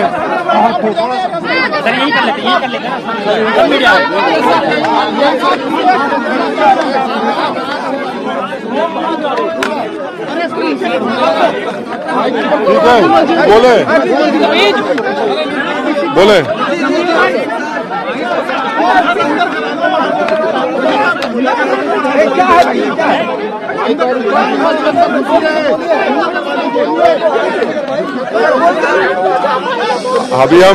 अभी हम जुनैद के घर को आए हैं। उनके परिवार वालों से मुलाकात की और पूरे देश में बात जानने की जरूरत है कि जुनैद के 6 औलाद हैं और जुनैद का एक बड़ा भाई है जो दिमागी तवाजुन ठीक नहीं है, उसके 7 बच्चे, उसकी भी जिम्मेदारी जुनैद पर थी। तो एक जुनैद की हत्या से 13 बच्चे यतीम हो चुके हैं, 13 बच्चे यतीम हो चुके हैं। और ये जितना भी आप इसका कंडेम करें वो कम होगा। और अफसोस की बात यह है कि राजस्थान की जो पुलिस है और हरियाणा की पुलिस, वो इन तमाम गुंडों को, क्रिमिनल्स को, टेररिस्ट को खुली छूट दे दी है कि वो आते हैं मेवात में और लोगों को मारते हैं, पीटते हैं, उनको उठाकर लेकर जाते हैं। जुनैद और नसीर को जो किडनैप किया गया था, उसी वक्त गोपालगंज पुलिस स्टेशन में जाकर इत्तला दी गई, कंप्लेन दी गई। अगर वो फौरन हरकत में आते तो शायद आज वो जिंदा रहते। अभी उनके परिवार के लोग हमको बता रहे थे कि फिरोजपुर झिरका का जो सीआई है, वहाँ की जो पुलिस है, वो तो पूरा इस गैंग के साथ मिली भी है। और उनके परिवार के लोग ये भी बता रहे हैं कि जिस गैंग ने जो 6 एक्यूज जो है, जिनको एलिज एक्यूज है, एफआईआर में नाम है, वो इतना मारे जुनैद और नसीर को, ले जाकर पुलिस स्टेशन में जब उनको दिए तो पुलिस ने इनकार कर दिया उनको लेने से। तो उसके बाद वहां से 170 किलोमीटर दूर ले जाकर उनकी गाड़ी, जली हुई गाड़ी और जली लाश मिली। आप बताइए कि फिर ये क्या हो रहा है हमारे देश में? आखिर कब तक बीजेपी ऐसे गैंग्स की सरपरस्ती और उनको पॉलिटिकल पैट्रोनेज देगी? कितने लोगों को आप कितने बच्चों को बेवा करेंगे, कितने बच्चों के यतीम करेंगे? आखिर रूल ऑफ लॉ कहाँ है?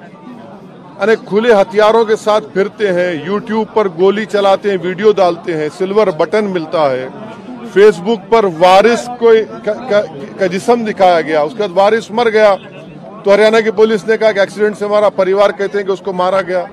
तो ये तो ओपन एक मर्डर है, और ये इसको अगर आप जेनोसाइड भी कहेंगे तो गलत नहीं होगा। इसको रोकने का एक ही तरीका है कि हरियाणा और राजस्थान की पुलिस और यहाँ की लीडरशिप जो है, यहाँ के चीफ मिनिस्टर, हरियाणा के चीफ मिनिस्टर, इनको रोकें, इस गैंग को पकड़े, इनको जेल में डालें। भारत, सुनिए, भारत में किसी को इख्तियार नहीं है कि कोई हथियार लेकर जिसको चाहे गोली मारे, जिसको चाहे पकड़े। ये विजिलेंटीज है जिसको ये विजिलेंटीज है जिनको खत्म करना जरूरी है, वरना रूल ऑफ लॉ खत्म हो जाएगा, अदालत को ताला डालना पड़ेगा, पुलिस को रिटायर करना पड़ेगा अगर नहीं रोका जाएगा तो। क्या नहीं है? आप अंदर हमको बताया गया कि आकर शराब पीकर मेवात के लड़कियों को छेड़ते हैं, जब किसी ने रोका तो वो बच्चे भी जेल में है, जेल में है वो। 3 दिन हो चुका है, 2 स्टेट की पुलिस है, राजस्थान, हरियाणा, नहीं पकड़ सकते, क्योंकि इन जालिमों को, इन टेररिस्ट को पुलिस का और पॉलिटिकल लीडरशिप का पैट्रोनेज है। जब तक सियासी लीडरशिप इनके साथ रहेगी इनको कुछ नहीं होगा। आप लिख के रख लीजिए हमारी बात। तो क्या कहा आपने? कानून व्यवस्था पूरी तरह से चल रही है, एक जगह बीजेपी की है, एक जगह कांग्रेस। देखिए आपको फर्क दिख रहा है, मुझे कोई फर्क नहीं नजर आ रहा है। जहां पर मुसलमानों की बात आती है, जहां पर गौ रक्षक की बात आती है, सब के सब एक हो जाते हैं। अगर गोपालगंज की पुलिस को जब कंप्लेन दिया गया था, वो फौरन हरकत में आते तो वो बॉर्डर क्रॉस नहीं करते, उनको रोक लिया जाता। सर, कुछ लोग पॉलिटिसाइज करते हुए इसे एक वर्सेस का भी अरे सुनिए, ये उसको पॉलिटिसाइज वही लोग कर सकते हैं जिनमें इंसानियत मर चुकी है।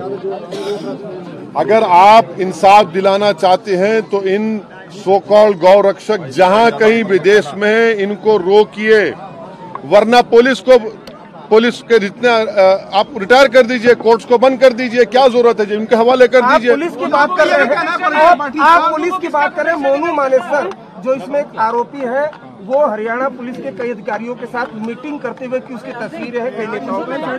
वो जिस शख्स का आपने नाम लिया, वो कासिम को 12th स्टैंडर्ड के लड़के को गोली मारता है, FIR में नाम है, फिर भी नहीं पकड़ रही पुलिस उसको। जिसका आपने नाम लिया, उसने वारिस को पकड़कर उसके वारिस के मुंह से खून बह रहा था, फेसबुक पर लाइव किया, उसके बाद डिलीट कर दिया। ये तमाम, सुनिए,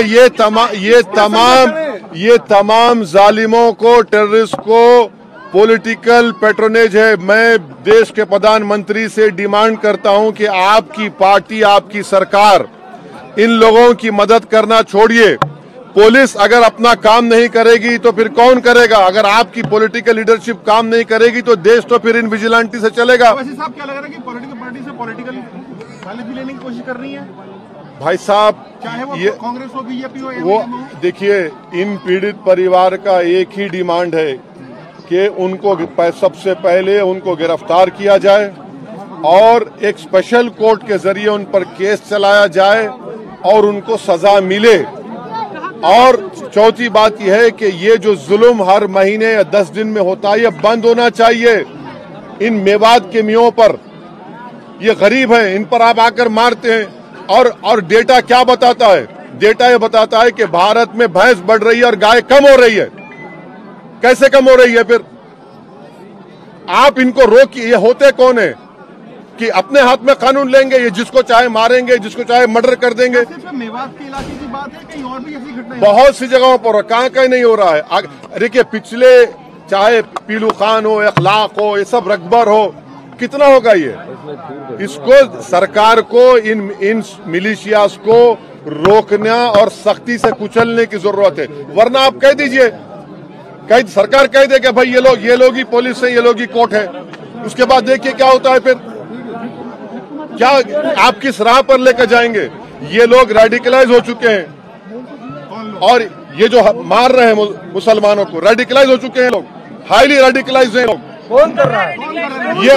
अरे कौन कर रहा है? बीजेपी कर रही है, इनको बीजेपी सपोर्ट कर रही है। कांग्रेस की सरकार खामोश बैठी है। अगर कांग्रेस की सरकार वहां पर फौरन एक्शन लेती, इनको बचा लेती, रोक देती, कुछ नहीं कर रहे हैं आप। देखिए कांग्रेस तो कह रही है कि बीजेपी माहौल खराब करना चाहती है। अरे कांग्रेस अगर बीजेपी माहौल खराब, चलिए मैं अशोक गहलोत से कह रहा हूं कि पुलिस को भिजाइए हरियाणा में, उन तमाम बदमाशों को उठाकर लेकर आइए। आप नहीं जा सकते, पुलिस नहीं जा सकती हरियाणा को। आप नहीं, जब आपने एफआईआर में नाम लिख दिया, जाइए पीटी वारंट लेके उठा कर लाइए उनको। कौन रोक रहा है आपको? उनको आगे तो आप क्या? अरे वो छोड़ो, चुनाव की बात नहीं है। आप आगे तो नहीं, ये चुनाव की बात नहीं है। नहीं, ये चुनाव की बात नहीं है। ये चुनाव की बात नहीं है, ये इंसानों की जान की बात है। सवाल मेरा पूरा ये कि आप क्या करेंगे अगर आप सत्ता में आते हैं तो कैसे? अरे छोड़िए भाई, सत्ता की लड़ाई नहीं है, ये जान बचाना है, देश को बचाना है। वरना अगर ये बढ़ता जाएगा तो फिर याद रखिए किसी को भी गोली चला देंगे, किसी को पकड़ लेंगे, किसी को मार देंगे। चलिए पीछे हो जाओ भाई, पीछे हो जाओ भाई।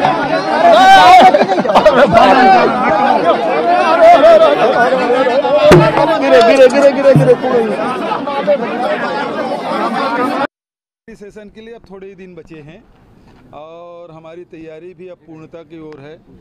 डोम वगैरह भी बन गए हैं और उसके बाद मीडिया के लिए अलग से व्यवस्था कर दी गई है, उसके बैठने के लिए और उसके भोजनालय की व्यवस्था उसका अलग है। उसी प्रकार से डेलीगेट के लिए जितने भी आएंगे उनके लिए भी अलग से भोजन की व्यवस्था, किचन उनके अलग अलग हैं। और उसके पहले जितने राज्य के हैं वो सभी राज्यों के लिए जो पास बनेंगे उनके लिए अलग डोम बने हुए हैं और उसमें सब वहाँ के लोग आग बैठेंगे और सब अपने डेलीगेट को पास देंगे। उसके बाद जो एंट्री होगी, एंट्री पॉइंट में कांग्रेस का एग्जीबिशन है जिसमें राष्ट्रीय आज़ादी का आंदोलन से लेके देश के नवनिर्माण तक के जितने योगदान है उसको दिखाया जाएगा और साथ ही छत्तीसगढ़ सरकार के भी जो उपलब्धियां हैं उसके लिए एक अलग से प्रदर्शनी की व्यवस्था है और उसी से ही लोग आएंगे जाएंगे। और उसके बाद 3 दिन का प्लेनरी सेशन है जिसमें सारे नेताओं के अब आने की सूचनाएं हम लोगों को लगातार मिल रही है। रुकने की व्यवस्था भी हम लोग चुस्त दुरुस्त कर रहे हैं जिससे हमारे जो मेहमान आएंगे उसकी किसी प्रकार की तकलीफ ना हो। ट्रांसपोर्टेशन भी है और रुकने की व्यवस्था है, भोजन की व्यवस्था है, वो सारी चीज़। सर, आप सांस्कृतिक कार्यक्रमों का जिक्र कर रहे थे तो क्या ये भी छत्तीसगढ़ियापन लिए हुए रहेगा पूरा अधिवेशन? देखिए, चूँकि राष्ट्रीय महाधिवेशन है, छत्तीसगढ़ को ये अवसर मिला है इस आयोजन करने का। इसके लिए मैं खड़गे साहब को और पूरे जो स्टीयरिंग कमेटी के माननीय सब सदस्यगण हैं, सोनिया जी, राहुल जी का धन्यवाद करता हूं कि हमको ये सेवा करने का अवसर दिया है और छत्तीसगढ़ के लिए बड़ी उपलब्धि है कि हम यहाँ कर पा रहे हैं। तो उनका ब्लेसिंग लगातार हम लोग मिल रहा है। कल भी खड़गे साहब का फ़ोन आया था, जानकारी ले रहे थे। प्रियंका जी की भी फ़ोन आया था, उन्होंने भी सारी जानकारी ली। और अभी नासिर साहब आए हुए हैं, हमारे सांसद हैं और साथ ही खड़गे जी के सलाहकार, प्रमुख सलाहकार हैं, तो वो भी आके निरीक्षण कर रहे हैं। तो जहाँ जहाँ जो थोड़ी बहुत कमी है उसको बता भी रहे हैं और हम लोग चूँकि समय है तो हम सुधार भी लेंगे। सर, मंच को लेकर आप लोगों ने अभी चर्चा करी, काफ़ी भव्य मंच बनने वाला था 160x120 का, तो अभी आपने चर्चा करी मंच की भव्य? एक तो नहीं, मंच में करीब 150-200 लोग बैठेंगे तो उसके बैठने की सुविधाजनक बैठने को हो और साथ ही जो बैठे हैं वो दिखे भी, मंच जो नीचे रहेंगे उसको दिखे भी। LED वैसे सब जगह सभी जगह लगाया जा रहा है तो LED की व्यवस्था तो है ही, तो टेक्नोलॉजी का पूरा उपयोग हम लोग कर रहे हैं। पार्किंग को लेकर किस प्रकार की व्यवस्था, क्योंकि काफ़ी AICC के मेंबर्स भी रहेंगे, PCC के मेंबर्स भी रहेंगे। अभी जितनी जगह रुक रहे हैं हम लोग बस की व्यवस्था कर रहे हैं ताकि ज़्यादा गाड़ी यहाँ न लगे और आपाधापी मत हो। सभी जितने होटल में या फिर यहाँ हाउसिंग बोर्ड की जो कॉलोनी है उसमें जो लोग रुकेंगे उसके लिए सब बसेस रखेंगे ताकि ज़्यादा गाड़ियों की भीड़ ना रहे, तो उसी से आएंगे जाएंगे। कुछ गाड़ियां हैं जो प्रोवाइड करेंगे हर होटल में 1-2, जो मान लो कोई पीछे हो रह गया या किसी की जाना है तो उसके लिए गाड़ी, तो वो गाड़ी की संख्या कम होगी, बसों की संख्या अधिक होगी। चलो हो गया। वो एक चुनौती दे रहे हैं कि अगर उन कार्यकर्ताओं को गिरफ्तार किया जा रहा है तो मुझे भी गिरफ्तार करें, राजेश मूणत कह रहे हैं।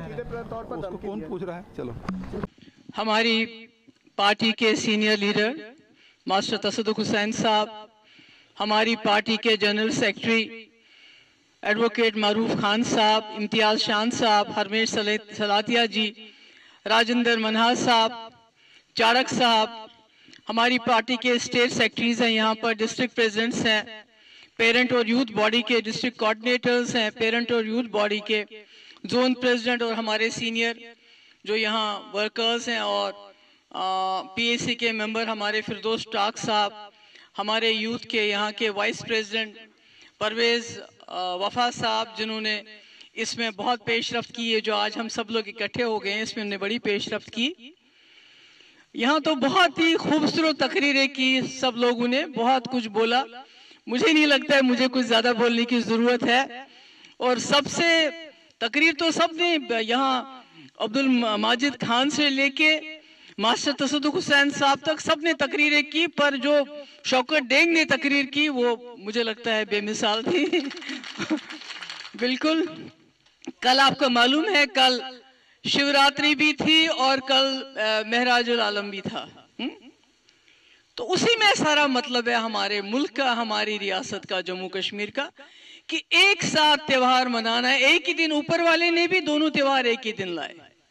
ये क्या बताता है, ये क्या पैगाम देता है हमको, कि हमने जम्मू और कश्मीर वालों, हिंदू और मुसलमानों, सिखों, इकट्ठे मरना है, जीना है, त्योहार मनाने हैं, सब कुछ हमारा इकट्ठा है।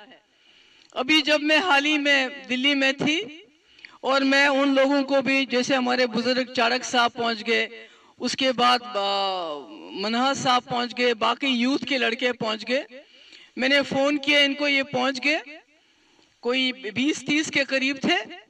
और जब इनको थाने में पकड़ के बंद किया, तो जब उन्होंने नाम देखे इनके, तो उसी वक्त उन्होंने हथियार डाल दिए। क्यों? क्योंकि उन्होंने कहा यहां तो हिंदू मुस्लिम इकट्ठा है। क्योंकि जो नाम थे वो खाली मुसलमानों के नहीं थे, जो बाहर ये देते हैं इंप्रेशन कि पीडीपी खाली मुसलमानों की जमात है। यहां तो 90% जो लड़के हमारे थे वो यहां जम्मू से हमारे हिंदू बच्चे थे। तो वो जो वहां के जो पुलिस के लोग थे वो दंग रह गए, उनकी अकल दंग रह गई। यही है हिंदुस्तान, यही है जम्मू कश्मीर, जिसको ये बिखेरना चाहते हैं, जिसको ये तमाम तरीके से बर्बाद करना चाहते हैं। जब 2014 में इलेक्शन रिजल्ट्स आए तो मुफ्ती साहब ने देखा कि बीजेपी की 28 सीटें, हमारी 28 सीटें, फैसला वो करना चाहते थे। वो बनने को वजीर आला बन सकते थे कांग्रेस के साथ भी सरकार मिला के, पर उन्होंने मुझे कहा कि बहुत मुश्किल मामला है, मगर बीजेपी दिल्ली में सरकार बना चुकी है, जम्मू के लोगों ने बीजेपी को वोट दिया है, तो अब क्या करें? आप जम्मू के लोगों को, जो हिंदू लोग हैं, उनको दरकिनार नहीं कर सकते। तो मैंने कहा डैडी ये तो 370 के खिलाफ है। कहा उसका बचाव भी इसी में है। और साथ में उन्होंने ये कहा ये बड़े राष्ट्रवादी जमात है। ये मुफ्ती साहब के अल्फाज थे। मुझे पूरी उम्मीद है ये जो जम्मू कश्मीर की समस्या का समाधान भी करेंगे और मुल्क को भी संभालेंगे, क्योंकि शायद इनको दर्द है, शायद इनको मुल्क का दर्द है, क्योंकि ये अपने आप को पेश वैसे ही करते थे। मगर हमें क्या मालूम था कि ये अपने वोट के लिए न सिर्फ जम्मू कश्मीर बल्कि पूरे मुल्क को बेच देंगे। सारा मुल्क बेच दिया इन्होंने। क्या रखा है इन्होंने? रेलवेज हो, BSNL हो, LIC हो, जो कुछ भी आपके पास, एयरपोर्ट्स हैं, अभी पता नहीं किस किस को बेचने की तैयारी कर रहे हैं, सब इन्होंने, बैंक हमारे सब बेच दिया। इसमें तो कोई भी राष्ट्रवाद वाली बात ही नहीं है इनके अंदर। मुझे ये बताइए, हिंदू मुस्लिम करते हैं। जो यूपीए की सरकार के वक्त 26 करोड़ लोग बिलो पॉवर्टी लाइन से ऊपर आ गए थे, इन्होंने उनको फिर धकेला। क्या वो सारे मुसलमान हैं? मुझे बताओ, क्या वो मुसलमान हैं? अभी जब यहां रिक्रूटमेंट हुई 3 बार, सब इंस्पेक्टर की, पंचायत अफसर की, और भी कोई मुझे इसको याद जहन में नहीं आ रहा है, अकाउंट्स ऑफिसर की, फाइनेंशियल डिपार्टमेंट में, फाइनेंस डिपार्टमेंट में, उसमें जब दाखिलियां हुई तो क्या उसमें खाली मुसलमान लड़के थे?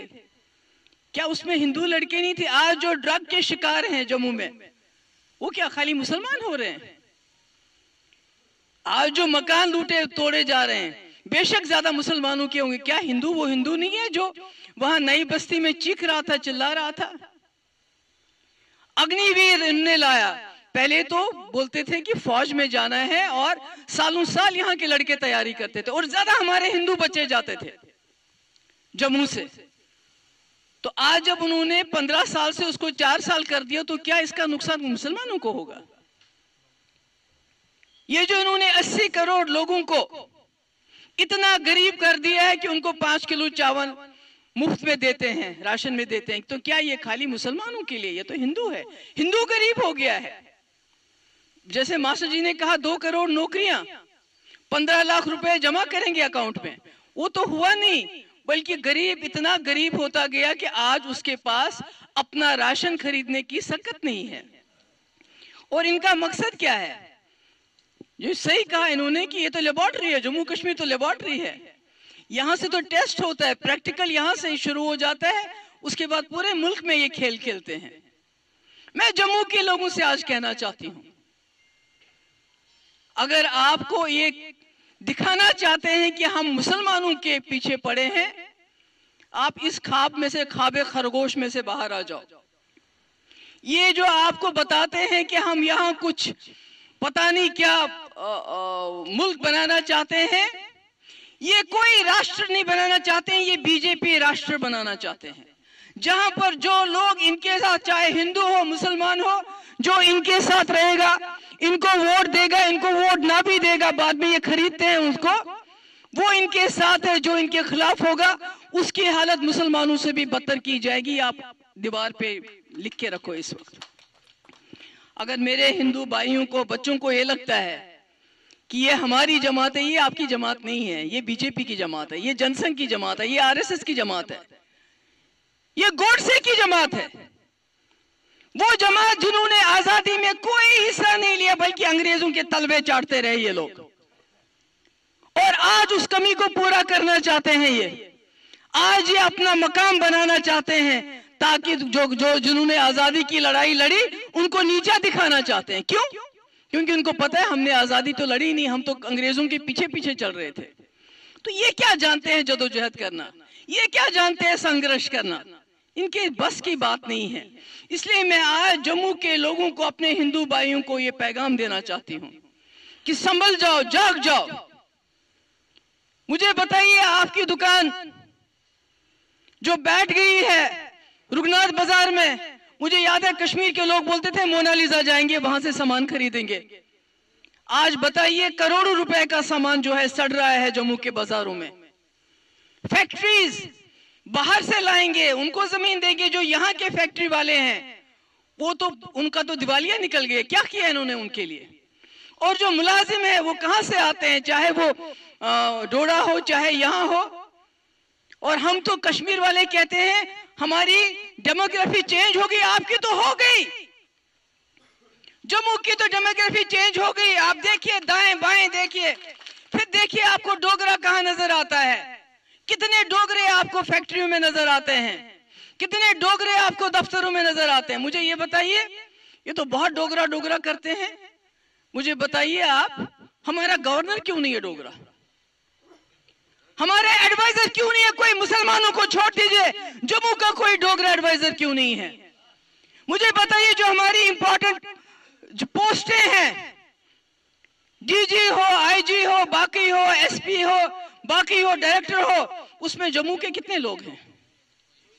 मुझे बताइए, ये मुझे बताइए, ये कौन सा यहां पर डोगरा राज कायम करे? जो कहते हैं ना कि हम जी अब डोगरा चीफ मिनिस्टर बनाएंगे, भाई आपके बस में तो था लेफ्टिनेंट गवर्नर बनाना, वो तो आपने डोगरा बनाया नहीं जो आपके हाथ में था। अब आप लोगों को बोलते हो वोट दो, फिर हम जम्मू का डोगरा आपको चीफ मिनिस्टर देंगे, फिर क्या कमाल करोगे आप? तो ये बातें तो जम्मू के लोगों को समझनी चाहिए। कश्मीर के लोगों को समझ आ गई है कि भाई हम जम्मू और कश्मीर के लोग जब तक इकट्ठे नहीं चलेंगे। लद्दाख को देखिए, लेह और कारगिल के लोग दिल्ली पहुंच गए, और जब आप दिल्ली में बात करते हो तो उसकी गूंज पूरे मुल्क में गूंजती है। मेरे जम्मू के लोगों, इन्होंने सब बर्बाद कर दिया। मैं कभी कभी सोचती हूं कि अगर मेरे वालिद मुफ्ती साहब जिंदा होते तो उनका दिल टूट जाता। क्योंकि जिस हिंदुस्तान की वो कसम खाते थे, जिस हिंदुस्तान की वो बात करते थे, बड़ा सर फख्र से उठाते थे, कहते थे महबूबा ये ऐसा हिंदुस्तान है जहां इंदिरा जी को लोगों ने एक वोट से हरा दिया। इंदिरा जी, इंदिरा गांधी, जिसको Indira is India, India is Indira कहते थे यहाँ की जमहूरियत ऐसी है, यहाँ के जज ऐसा है कि इंदिरा जी के खिलाफ उन्होंने उसको बयान दे के अनसीट किया। यहाँ का मीडिया ऐसा है कि जब भी कहीं कोई कांड होता है तो सबसे पहले मीडिया बोलता है कि कहाँ मुसलमान मारे गए, कहाँ हिंदू मारा गया, कोई तफरुक नहीं करते हैं। मगर आज देखिए हमारी जमहूरियत का क्या हाल है। जीती एक जमात है और फिर वो जो हम दो हमारे दो पहुंच जाते हैं रुपए लेके और जीती हुई जमात को हरवा। और हमारे अदालतों का क्या हाल है। हमारे खुद चीफ जस्टिस साहब कहते हैं, मैं उनकी बहुत इज्जत करती हूं, कि जो हमारी निचली अदालतें हैं वो तो घबराती हैं जमानत देने से भी। और सुप्रीम कोर्ट का क्या हाल है। अभी जज साहब रिटायर नहीं होते हैं, चाहे वो अयोध्या मामला में जिन्होंने फैसला दिया हो, चाहे ट्रिपल तलाक हो, चाहे डीमोनेटाइजेशन में हो, अभी वो रिटायर नहीं होते हैं तो उनको गवर्नर बनाया जाता है, उनको राज्यसभा मेंबर बनाया जाता है, उनको कुछ और बनाया जाता है। तो फिर जुडिशरी रही कहां। इस मुल्क की ताकत क्या है। Judiciary, democracy, media. और मीडिया को तो मैं बोलना ही नहीं चाहती हूं। मीडिया का क्या बोलूं मैं।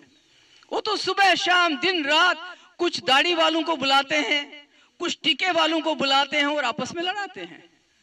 और मैंने कई बार अपने लोगों से बोला है कि कुछ चैनल्स हैं वहां पर आपको नहीं जाना चाहिए, क्योंकि वहां आपकी बात सुनने के लिए नहीं बुलाया जाता, आपको वहां आपको इस्तेमाल किया जाता है। वहां नहीं जाना चाहिए आप लोगों को। उनकी चैनल्स पिछले 1 साल से मेरे पीछे पड़ी है, हमें इंटरव्यू दे, मैं नहीं जाती हूं वहां पर। और आप लोगों को भी इन चैनल्स पे नहीं जाना चाहिए, पूरा बाइकआउट करना चाहिए। वो बोलते रहे जो बोलते हैं, क्योंकि ये चैनल्स आप इन लोगों के हाथ में नहीं है। ये जो आपके सामने खड़े हैं ये 2 लोगों के हाथ में, जो हम दो हमारे दो उनके हाथ में है। जो इनको वहां से शाम को मिलता है लेसन, आपको क्या चलाना है, ये वही लेसन चलाते हैं और कुछ नहीं चलाते हैं। आपने यहां पेंशन की बात की, पेंशन बंद कर दिया लोगों का। जो पहले एम्प्लॉयज को पेंशन और दूसरा जो पेंशन मिलता है उसके लिए आपको वहां धक्के खाने पड़ते हैं। कई लोगों का हार्ट फेलियर हो गया। तो उस वक्त क्या बीजेपी वाले कहते हैं ये हिंदू है, इसको लाइन में नहीं खड़ा करना है, सारी मुसलमान को करना है। जो भी बीजेपी की पॉलिसी है ये बीजेपी के लिए सही है, बाकी तमाम लोगों के लिए गलत है। अगर आपको ये बात आज भी समझ नहीं आएगी जम्मू वालों, तो आपको कभी समझ नहीं आएगी ये बात। इनका ईमान, इनका दीन सिर्फ पावर में आना है। मुझे ये बताइए, जो बाहर के मुल्क हैं, जो मुस्लिम ममालिक है, क्या वो मुसलमान नहीं है? पर उनके तलबे क्यों चाटते हैं? अगर मुसलमान को साथ इनको इतनी नफरत है तो मुझे बताइए उनके तलबे क्यों चाटते हैं ये लोग। अभी अडानी को बचाने के लिए भी वहीं से लाया इन्होंने, यूएई से या कहां से लाया मुझे इसको ध्यान नहीं आ रहा है, उसी ने इन्वेस्ट किया। तो ये मुसलमान हिंदू की लड़ाई नहीं है जो आप लोगों को कहा जाता है। किसी मुसलमान का घर तोड़ के ये आपको खुश करने की कोशिश करेंगे, ये कोई खुशी की बात नहीं है। घर टूटता है तो दिल टूटते हैं। और किसी भी सरकार को ये कहते हैं हम जी जमीनें लेंगे, उसके बाद अस्पताल बनाएंगे, पार्क्स बनाएंगे। मुझे ये बताइए जम्मू के अस्पतालों का क्या हाल है? क्या वहां सब कुछ ठीक ठाक है? क्या वहां इंफ्रास्ट्रक्चर है? क्या वहां डॉक्टर है? क्या वहां दवाइयां तमाम मिलती हैं? जो इनके पास है उसको तो ठीक नहीं कर रहे हैं, जो नहीं है तो घर तोड़ के अस्पताल बनाता है क्या कोई? आज तक सुना है आपने? आज तक सुना है कि घर तोड़ के पार्क बनाएंगे, वो भी गरीबों की? आज कहते हैं अमीर और गरीब। अरे अमीर जो भी थे, जो भी लैंड ग्रैबर्स थे, वो तो सब आपके साथ चले गए। मेरी पार्टी में भी अगर कोई ऐसा था, ऐसा वैसा, वो तो सब आपके साथ छुपे हुए हैं आपके पीछे इस वक्त। उनको तो यही डर दिखाया आपने, फाइलें तो उनको यही दिखा दी कि भाई आपके लिए ये चीजें हैं, अगर चलोगे निकलोगे पीडीपी से तो अच्छा है, अगर नहीं निकलोगे तो तुम्हारे केस करते। वो तो सब आपके साथ है, आपकी बगल में बैठे हुए हैं।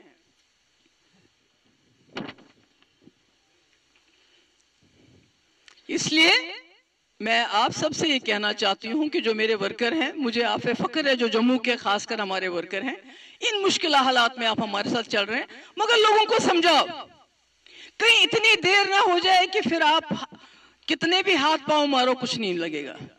जो सबसे बड़ा दुश्मन इस वक्त इस मुल्क का है वो ये जमात है जो 1947 से पहले अंग्रेजों के साथ खड़ी थी और आज भी वो सिर्फ अपने साथ खड़े हैं और मुल्क के खिलाफ हैं। मुझे ये बताइए, ये कौन सा, मुझे समझ नहीं आता, ये कौन सा कहते हैं ना बहुत ही मजबूत हमारी लीडरशिप है। कौन सी मजबूत लीडरशिप है? अरे चीन ने तो 2000 स्क्वायर किलोमीटर आपकी जमीन ले ली, आपने तो मुंह से उफ तक नहीं की, चीन ही निकलती है। बांग्लादेश में हालात खराब हो गए, वहां पाकिस्तान ने बुरा सलूक किया अपने लोगों के साथ, हालांकि वो मुसलमान थे, वो भी मुसलमान थे, और इंदिरा जी ने बांग्लादेश को आजाद करवा दिया। वो तो हमारी जमीन नहीं थी पर आजाद करवा दिया। यहां तो चाइना हमारे लद्दाख में आके बैठ गया, आपके मुंह से तो चीन ही निकलती, और जो पार्लियामेंट में इसके बारे में बात करना चाहता है उसको माइक बंद कर देते हो। जो बात करता है, ये कौन सी जमहूरियत है? कोई बात करता है तो उसको कहते हो कि भाई इसको एक्सपंज करो, इसको रिकॉर्ड से निकाल दो। ये कौन सी बहादुरी है? जो कहते हैं बहादुर है हमारे लीडर, ये कौन सी बहादुरी है कि आप एक राहुल गांधी की बात से डर के उसको एक्सपंज करवाते हो, उसको रिकॉर्ड से निकालते हो? ये कौन सा सम्राट है? मुझे बताइए। हमने तो बड़े हिंदू सम्राट सुने हैं, हमने तो बड़े बड़े पृथ्वीराज चौहान और भी बड़े बड़े जो हैं, कितनों का मैं नाम लूं, वो तो सम्राट थे, मगर ऐसा सम्राट नहीं देखा जो चीन ने 2000 स्क्वायर किलोमीटर पे कब्जा किया और सम्राट के मुंह से ची तक नहीं निकलती। आज लद्दाख के लोग जम्मू में बैठे, दिल्ली में बैठे हैं, वहां का गवर्नर तब्दील किया गया। जम्मू के लोगों सबक सीखो इससे। जब वो इकट्ठे हो गए करगिल और लेह के लोग, तो उनको गवर्नर तक चेंज करना पड़ा। मगर जब तक कश्मीर के लोग और जम्मू के लोग अलग रहेंगे, मुझे ये बताइए सबसे ज्यादा खरीदारी जम्मू में कौन करता था? वो मुसलमान होते थे ना। मुसलमान के रुपए में कोई अलग शक्ल होती है क्या? गांधी जी की फोटो होती है ना उसमें भी, हाँ उसमें भी गांधी जी की फोटो होती है। तो ये जो हिंदू मुस्लिम का इन्होंने जम्मू में ये बनाया है, ये फसाद खड़ा किया है, इससे बाहर निकल आओ। खासकर जवानों से, जम्मू के नौजवानों से मैं कहना चाहती हूँ जो इस वक्त ज्यादातर ड्रग एडिक्शन के शिकार हुए हैं। यहाँ मुफ्ती साहब ने 3 साल सरकार बनाई, हजारों की तादाद में रहबर तालीम टीचर लगे, उसमें हिंदू नहीं थे क्या? मुझे बताइए। अगर कहीं मुसलमान लगा पर उसमें तो हिंदू ज्यादा लगे। तो इन्होंने क्या किया? रहबर तालीम हो, रहबर ज़राअत हो, जो भी हो, रहबर खेल हो, वो तो मुफ्ती साहब ने किया। इन्होंने क्या किया मुझे बताइए। अब तो 5 साल से ये डायरेक्टली रूल कर रहे हैं। बताइए कौन सी नौकरियां मिली? हाँ कहीं कहीं अगर मिली तो कहीं बाहर से। हमारी रेत बाजरी वो भी बाहर जाती। पहले एक ईस्ट इंडिया कंपनी होती थी, अब वेस्ट इंडिया कंपनी आ गई है। कहां से आई है आपको मालूम है, मुझे नाम लेने की जरूरत नहीं है। ठेका हो तो उनको, मिनरल्स हो तो उनको, बाजरे हो तो उनको, शराब के ठेके हो तो उनको। नौकरियां जहां जहां होती है, आप देखिए जो हमारे सेंट्रल डिपार्टमेंट है, सेंट्रल गवर्नमेंट की डिपार्टमेंट है, उसमें देखिए जो भी भर्ती होती है बाहर से होती है, यहाँ का कोई नहीं जाता उसमें। तो इसमें हिंदू मुसलमान कहां से आ गया? मुझे बताइए आप, इसमें हिंदू मुसलमान कहां से आ गया? ये जो इस वक्त बेवकूफ बना रहे हैं हिंदू मुसलमान के, अभी इलेक्शन जब आएगा फिर वही होगा, डोगरो मुसलमान तुमको मार देंगे हम मुसलमानों का। भाई आज तो प्राइम मिनिस्टर भी हिंदू है, आज तो प्रेसिडेंट भी हिंदू है, तो फिर भी हिंदू खतरे में है, फिर क्या करोगे? जब कोई दुश्मन नहीं मिलता है तो मुगलों की बात करते हैं। अब मुझे बताओ, मुगलों के तो मुसलमान तो उनका जिक्र नहीं करते हैं जितना ये लोग जिक्र करते हैं जैसे उन्हीं की औलाद है। हाँ? है ना, मतलब बाप दादा का कौन जिक्र करता है ज्यादा? जो औलाद होती है, बाकी तो नहीं करते हैं ना। ये तो इतना जिक्र मुगल मुगल मुगल, फिर ये किया फिर वो किया, लगता है ये उन्हीं की औलाद है। और शायद जब आजादी की लड़ाई लड़ रहे थे तो तब शायद ये अंग्रेजों के साथ मिले हुए थे, शायद उनके साथ भी, क्योंकि अंग्रेजों के खिलाफ तो कुछ नहीं बोलते हैं। अब जब बीबीसी की फिल्म आई तो अंग्रेजों के खिलाफ हो गए, क्योंकि उसने फिल्म जो थी वो सच बोलती है। तो इसलिए मैं आप सबकी शुक्रगुजार हूं कि आप लोग आए। मेरी गुजारिश यही है, डर के नहीं, सीना तान के जाओ। हमें जम्मू के लोगों के मैं वोट के लिए यहाँ नहीं हूँ, मैं कुर्सी के लिए यहाँ नहीं हूँ, मगर अगर इस रियासत को बचाना है, इस मुल्क को बचाना है, तो शुरुआत जम्मू वालों आपको करनी पड़ेगी। Ladies and gentlemen, taking off right in front of you. 9 aircraft display team following the first or the second 3 set. Acrobatic team का ग्रुप कैप्टन GL ढिल्लों के नेतृत्व में।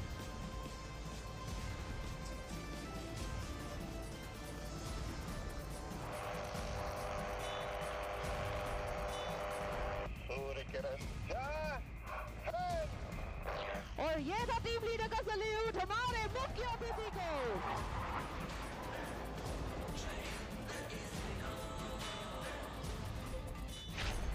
वायुवीरों से सजा आसमान, दहशत चीन to Pakistan.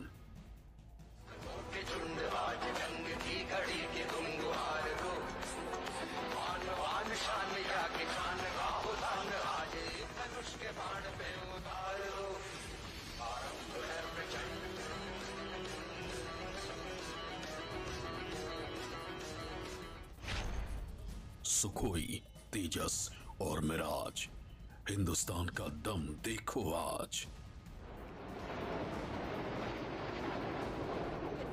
Here he goes, spinning right in front of the days. 1, 2, 3 and 4. And here it rolls again.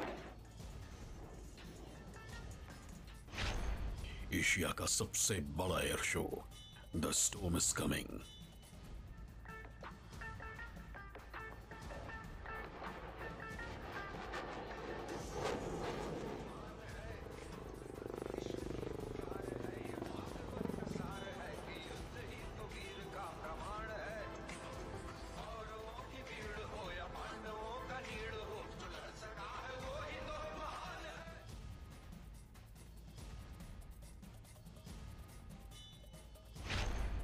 देख ले सारा जहां, आत्मनिर्भर आसमां।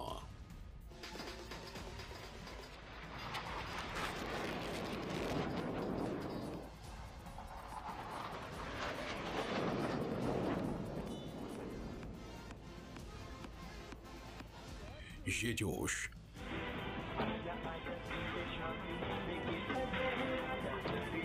ये जुनून,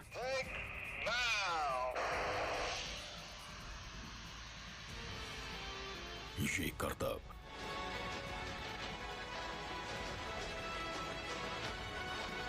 Designing a helicopter for India's vast and varied terrain with ये कलाकारी, From the left, that is number 6, our very own Cupid, drawing an arrow through the heart. And there it is, a beautiful Surya Kiran heart dedicated to Aero India 2023.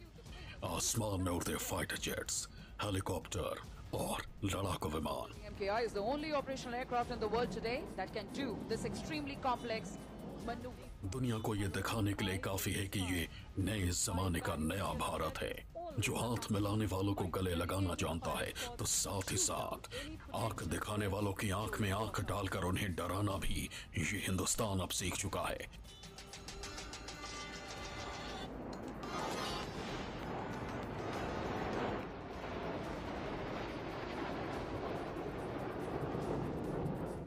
आसमान में करतब दिखाने की ये तस्वीर Asia की सबसे बड़े एयर शो की है।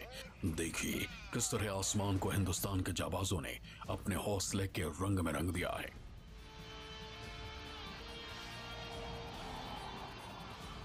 आप देख सकते हैं सूर्य किरण 1, 2, 3 और 4 को आसमान की बुलंदियां छूते भारतीय वायुसेना के आदर्श वाक्य। दुनिया देख रही है कि कैसे आज का भारत अपने दम पर ऊंचाइयां छू रहा है, दुनिया को आत्मनिर्भर भारत की ताकत दिखा रहा है।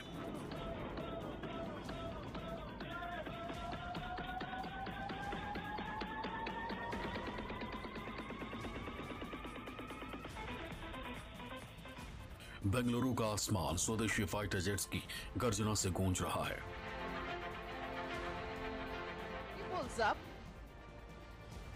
Into a loop, this maneuver of the aircraft will describe a circle on the vertical plane.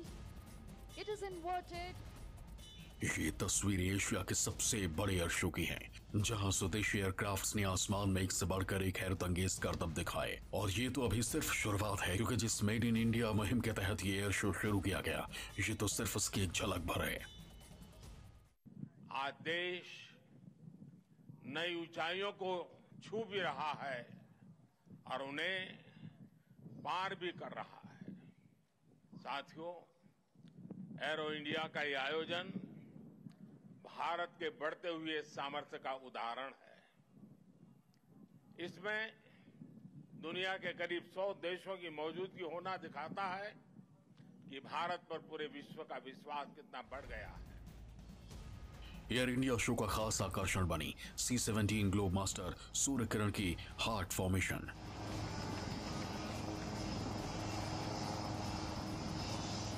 The first three set, ladies and gentlemen, taking off right in front of you.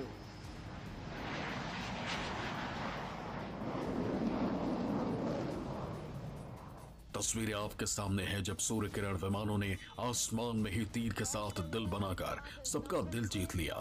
Very own Cupid drawing an arrow through the heart, and there it is, a beautiful Surya Kiran heart dedicated to Aero India 2023.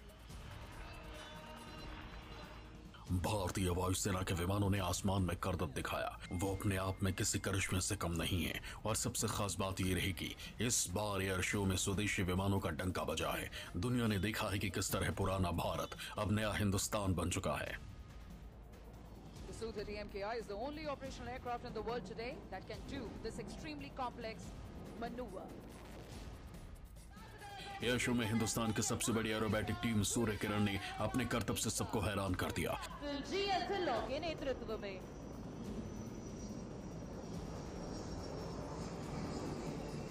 Surya Kiran ने कभी हवा में दिल बनाया तो कभी प्रधानमंत्री मोदी को त्रिशूल बनाकर अपने ही अंदाज में सैल्यूट भी किया।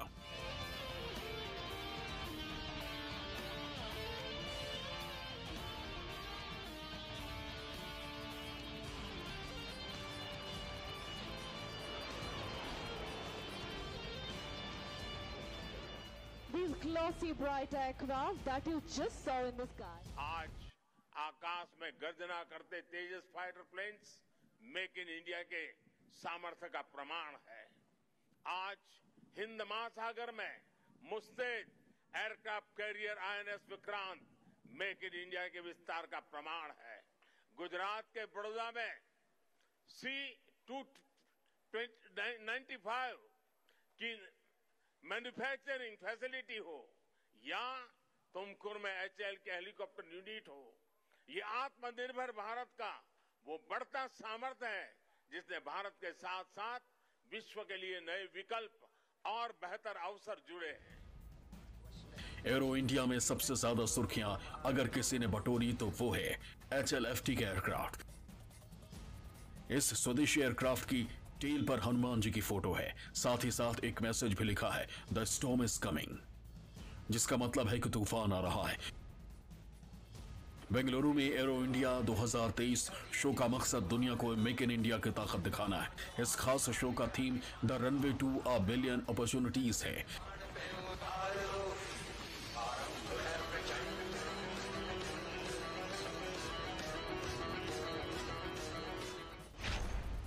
इस शो का मकसद दुनिया को हिंदुस्तान की स्वदेशी ताकत दिखाना तो है ही, साथ इसमें डिफेंस सेक्टर में आत्मनिर्भरता पर जोर, defence space, future technology, UAV sector में ग्रोथ, विदेशी कंपनियों के साथ पार्टनरशिप। इस पूरे पावर शो का मकसद दुनिया भर को बताना है कि भारत डिफेंस सेक्टर में आत्मनिर्भर हो चुका है। HAL की नई सौगात LUH, जी हाँ, नया हेलीकॉप्टर बनाया है LUH और सबसे मॉडिफाई हेलीकॉप्टर है।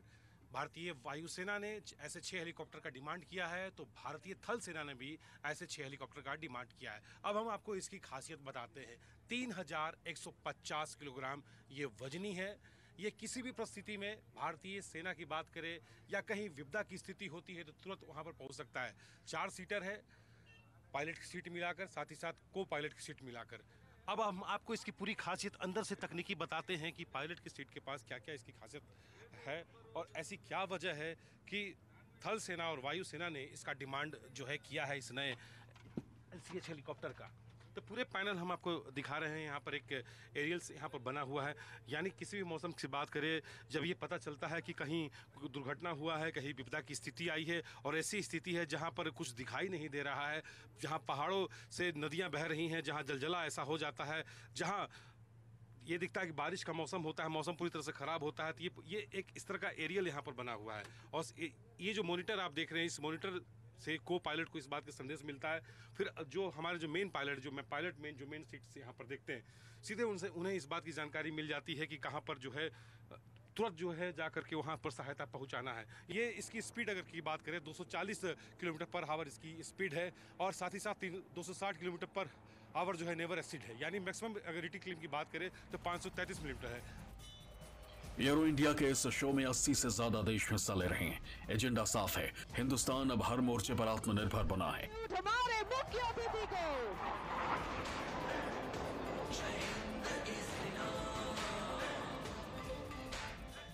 करीब 30 देशों के मंत्री और प्रतिनिधि भी इस कार्यक्रम में हिस्सा ले रहे हैं। इसके अलावा एरो इंडिया 2023 प्रदर्शनी में लगभग 100 विदेशी और 700 भारतीय कंपनियों सहित 800 से ज्यादा रक्षा कंपनियां भाग लेंगी। प्रदर्शनी में भाग लेने वाली भारतीय कंपनियों में एमएसएमई और स्टार्टअप भी शामिल है, जो देश में मॉडर्न टेक्नोलॉजी के विकास, एरोस्पेस में उपलब्धि और रक्षा क्षमताओं को पेश करेंगे। ऐसे में मानना है कि एरो इंडिया के जरिए भारत के स्वदेशी प्लेटफॉर्म को काफी बूस्ट मिलेगा। ये प्रोग्राम LCA तेजस, HTT-40, Dornier light utility helicopter, light combat helicopter, उन्नत लाइट हेलीकॉप्टर जैसे स्वदेशी एयरक्राफ्ट को बढ़ावा देगा। एक ही शब्द है मेरे लिए, अद्भुत एयर शो था, और मतलब एक बड़ा ही प्रसन्नता, और you feel proud to be a Indian, you know, when you see such military prowess. बहुत ही अच्छा लगा मुझे। सर, न्यूज़ 24 के तमाम दर्शक आपको देख रहे हैं, आप इंडियन ऑयल के चेयरमैन भी हैं। सर, हमारे दर्शकों को बताइए कि आने वाले 5 सालों की अगर हम टारगेट की बात करें तो हमारी देश कहाँ पहुँचेगी? सर, 2025 तक देश की मतलब प्लान है कि हम $5 ट्रिलियन इकोनॉमी बनेंगे, और 2030 के पहले हम $10 ट्रिलियन बनेंगे। और जो बीच पे जो स्टडीज़ हुई थी, उससे ये साबित होता है कि 27, 28, 27, 28 तक हम 10 ट्रिलियन इकोनॉमी होंगे। तो देश तो पूरे अग्रसर चल रहा है एकदम।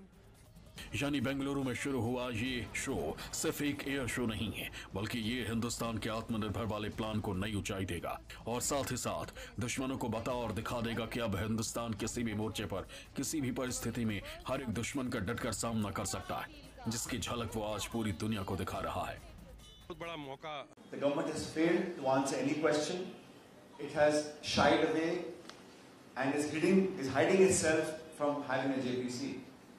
I think the argument that sometimes our friends from the BJP make, that let the probe happen, let the ED, the CBI, the IT, the authorities probe you, investigate you, harass you, raid you. If you have nothing to hide, open yourself up for investigation. The exact same principle is what we are applying now. If the government and the current dispensation have nothing to hide, why are they shying away from having a JPC? I see no answers coming from the BJP. The finance minister, the prime minister, not a single leader in the BJP has so far come out with the truth. They have not refuted any of the allegations made by the Hindenburg report or by the millions of young Indians who want to know about their future. Public sector undertakings have assets and money of savings of households in this country. It is the duty, the job, the responsibility and the obligation of the government of the day to protect their interests. Sadly, policies have been tweaked, assets have been undervalued, concessions have been made, and people have used government agencies to drive away competition so that one particular company, one particular group gets all the benefits. It's very disheartening that a government that has been in power for the last 8.5 years with a full majority is refusing to allow any investigation, and even now the very weak investigation that they may seem to have agreed upon will just be an open and shut case. We are asking the government of India to open up, to be transparent, to live up to its own commitments. प्रधानमंत्री जी हमेशा बोलते थे ना खाऊंगा ना खाने दूंगा। अभी लाखों करोड़ रुपए जो खा रहे हैं, भाग रहे हैं, इनके लिए वो क्या कर रहे हैं इसका कोई जवाब नहीं।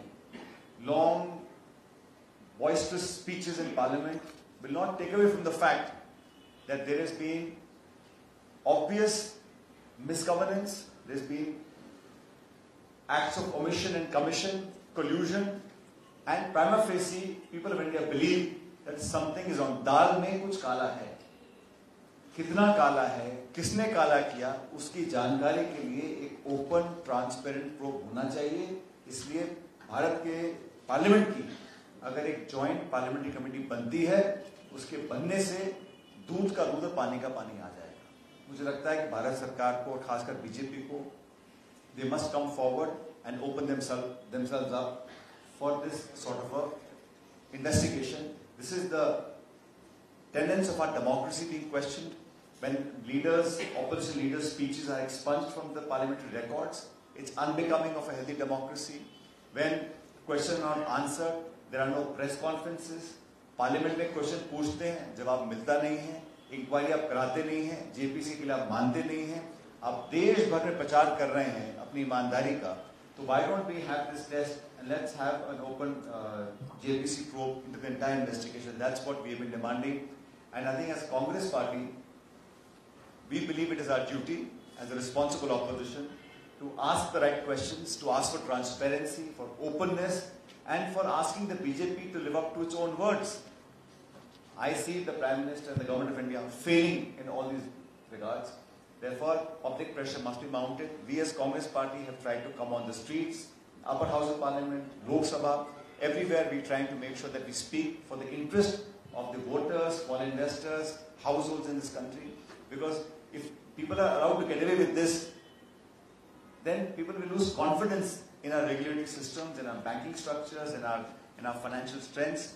So this is the right time where the BJP should come out and have JPC. की जो अपील थी 5% वहाँ के जो लोकल उत्पाद है वहाँ खर्च करने की उन्होंने अपील की, इसको कैसे देखते हैं? देखिए,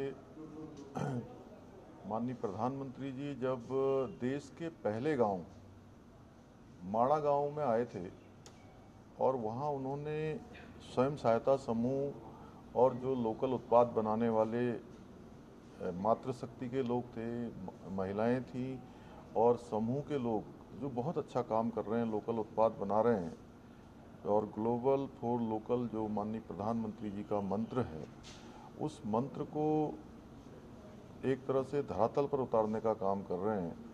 तो उन्होंने वहीं माड़ा गांव में बाबा बद्री विशाल के धाम के समीप देशवासियों से एक अपील की थी और उन्होंने कहा था कि मैं कोई अधिकारपूर्वक संपूर्ण देशवासियों से ये अपील करता हूँ कि अपनी जितनी भी यात्राएं हैं उन यात्रा में जो कुल धनराशि खर्च होती है उस धनराशि का 5% धनराशि लोकल के जहाँ के स्थानीय उत्पाद हैं, जहाँ आप जा रहे हैं वहाँ के स्थानीय उत्पादों को खरीदें। निश्चित रूप से ऐसा करने से वो लोकल स्थानीय उत्पाद बनाने वाले जो लोग हैं उन सभी को प्रोत्साहन मिलेगा और आजीविका भी बढ़ेगी और भारत की आर्थिकी भी बढ़ेगी, दोनों ही एक साथ बढ़ेंगी। इसलिए हमने उत्तराखंड में ये अभियान प्रारंभ किया है और सभी से अपील भी करेंगे। इस बार 4 धाम यात्रा प्रारंभ होने वाली है और उसके लिए हम लोगों ने माननीय प्रधानमंत्री जी के जो ये शब्द थे उनको कोट करके उनको प्रचार में भी शामिल किया है और लोगों से अपील भी की। सर, नेपाल और भारत के बीच में जो दूरी है उसको कम करने के लिए 2 खास ब्रिज बनाए गए हैं। किस तरह से देखिए दोनों देशों को सहूलियत मिली? नेपाल और भारत के बीच में बनबसा से लेकर धारचूला तक पहले एकमात्र ब्रिज हुआ करता था। अब नए एक ब्रिज का मैंने अभी शिलान्यास किया पिछले कुछ दिनों पहले और वो लगातार प्रगति पर है, लगातार तेज़ी से निर्माण कार्य हो रहा है। और इन पुलों के बन जाने से चूँकि नेपाल और भारत का परस्पर रोटी बेटी का संबंध है, परस्पर एक जैसी संस्कृति है, आना जाना है और सदियों का संबंध है, पूजा पद्धति भी एक जैसी है, रहन सहन भी एक जैसा है और नेपाल भारत में सामान्य रूप से सीमांत के क्षेत्रों में शादी विवाह भी परस्पर नेपाल भारत के लोगों के बीच में होते हैं। इन पुलों के बन जाने से निश्चित रूप से दोनों में और ज़्यादा एकजुटता होगी और ज़्यादा प्रेम भाव बढ़ेगा, दोनों देशों में सौहार्दपूर्ण संबंध बढ़ेंगे। सर, कुछ शहरों को बचाने की कवायद सरकार कर रही है, कुछ नए शहरों को बसाने की भी कवायद सरकार शुरू कर रही है, इसको कैसे देखते हैं? अब देखिए, जो हिमालयी क्षेत्र है वहाँ की स्थिति अलग है और हिमालयन क्षेत्रों में तो हमने चूँकि पिछली घटनाओं से कहीं ना कहीं ये हमारे लिए भविष्य के लिए एक जो रणनीति तैयार होनी चाहिए, जो एक प्रकार की कार्य पद्धति तैयार होनी चाहिए, उसमें उन सभी शहरों में जो हमारे हिमालयन क्षेत्रों में बसे हुए हैं, जहाँ की बसावट ज़्यादा हो गई है, उन सभी का एक तरह से जो वेयरिंग कैपेसिटी है उसका आकलन हम लोग करेंगे। और भारत सरकार ने भी कहा है उन सभी का चूँकि वेयरिंग कैपेसिटी का वो लगाया जाए और उसके बाद अगर वहाँ पर ज़्यादा हो गई है तो उसको रोका जाए। और जो नए शहर बसाने का है, चूँकि जिस प्रकार से आज तेज़ी से हमारी सब चीज़ें बढ़ी हैं, ऐसे में अच्छे शहर बने। और माननीय प्रधानमंत्री जी का भी जो हमारे यहाँ पर फ्लैगशिप स्कीम के अंतर्गत जो हम लोगों की मीटिंग होती है, उस मीटिंग में भी उनका है कि उनकी तरफ से कि 5 सालों में 5 नए शहर बनाए जाएं, हम उस दिशा में काम कर रहे हैं। सर, उत्तराखंड के तर्ज पर देखिए गुजरात में भी नकल विरोधी कानून लाने को लेकर बिल पेश हुआ है। उत्तराखंड के अंदर हो या देश के अंदर ये समस्या बहुत गंभीर समस्या रही है और सभी राज्य इसके लिए चिंतित हैं। हमने उत्तराखंड के अंदर सख्त नकल विरोधी कानून बना दिया है और इसके बनने से पूरी तरह से जिस प्रकार का ये सख्त कानून है, आने वाले समय में अब इस प्रकार की समस्या पेपर लीक होना, नकल होना, पेन ड्राइव पर नकल करना, ये सब काम रुकेंगे और उत्तराखंड ने बनाया है, धीरे धीरे सभी राज्य इसको बना रहे हैं। धन्यवाद। वही सर, एक आखिरी सवाल है। देखिए, जिस तरह से आप लोग काम तो कर ही रहे हैं, सरकारी नौकरियों में भर्तियों को तेजी लाने के लिए आप लोग क्या कुछ कदम उठा रहे हैं? इस पर हमने अपने यहाँ पर हमारी ACS हैं श्री राधा रतूड़ी जी के उस पर जो है 15 दिनों में इसकी समीक्षा रखी है और मैं भी इसकी स्वयं समीक्षा कर रहा हूँ कि लगातार हम इसकी समीक्षा करें। और आयोग ने कैलेंडर जारी कर दिए हैं, सारी भर्ती जितनी भी होनी है, जो रिक्तियाँ हैं वो सब समय पर होंगी, उसका कैलेंडर जारी हो गया है। सभी युवाओं से, सभी नौजवानों से, प्रतिभागी परीक्षाओं में भाग लेने वाले भाई बहनों से मैं सबसे आह्वान करता हूं कि सब लोग जो है अब अपनी पढ़ाई में लगें, अपनी तैयारियां करें। सभी जो भर्तियां हैं निष्पक्ष होंगी, पारदर्शिता के आधार पर होंगी और नकल विहीन होंगी।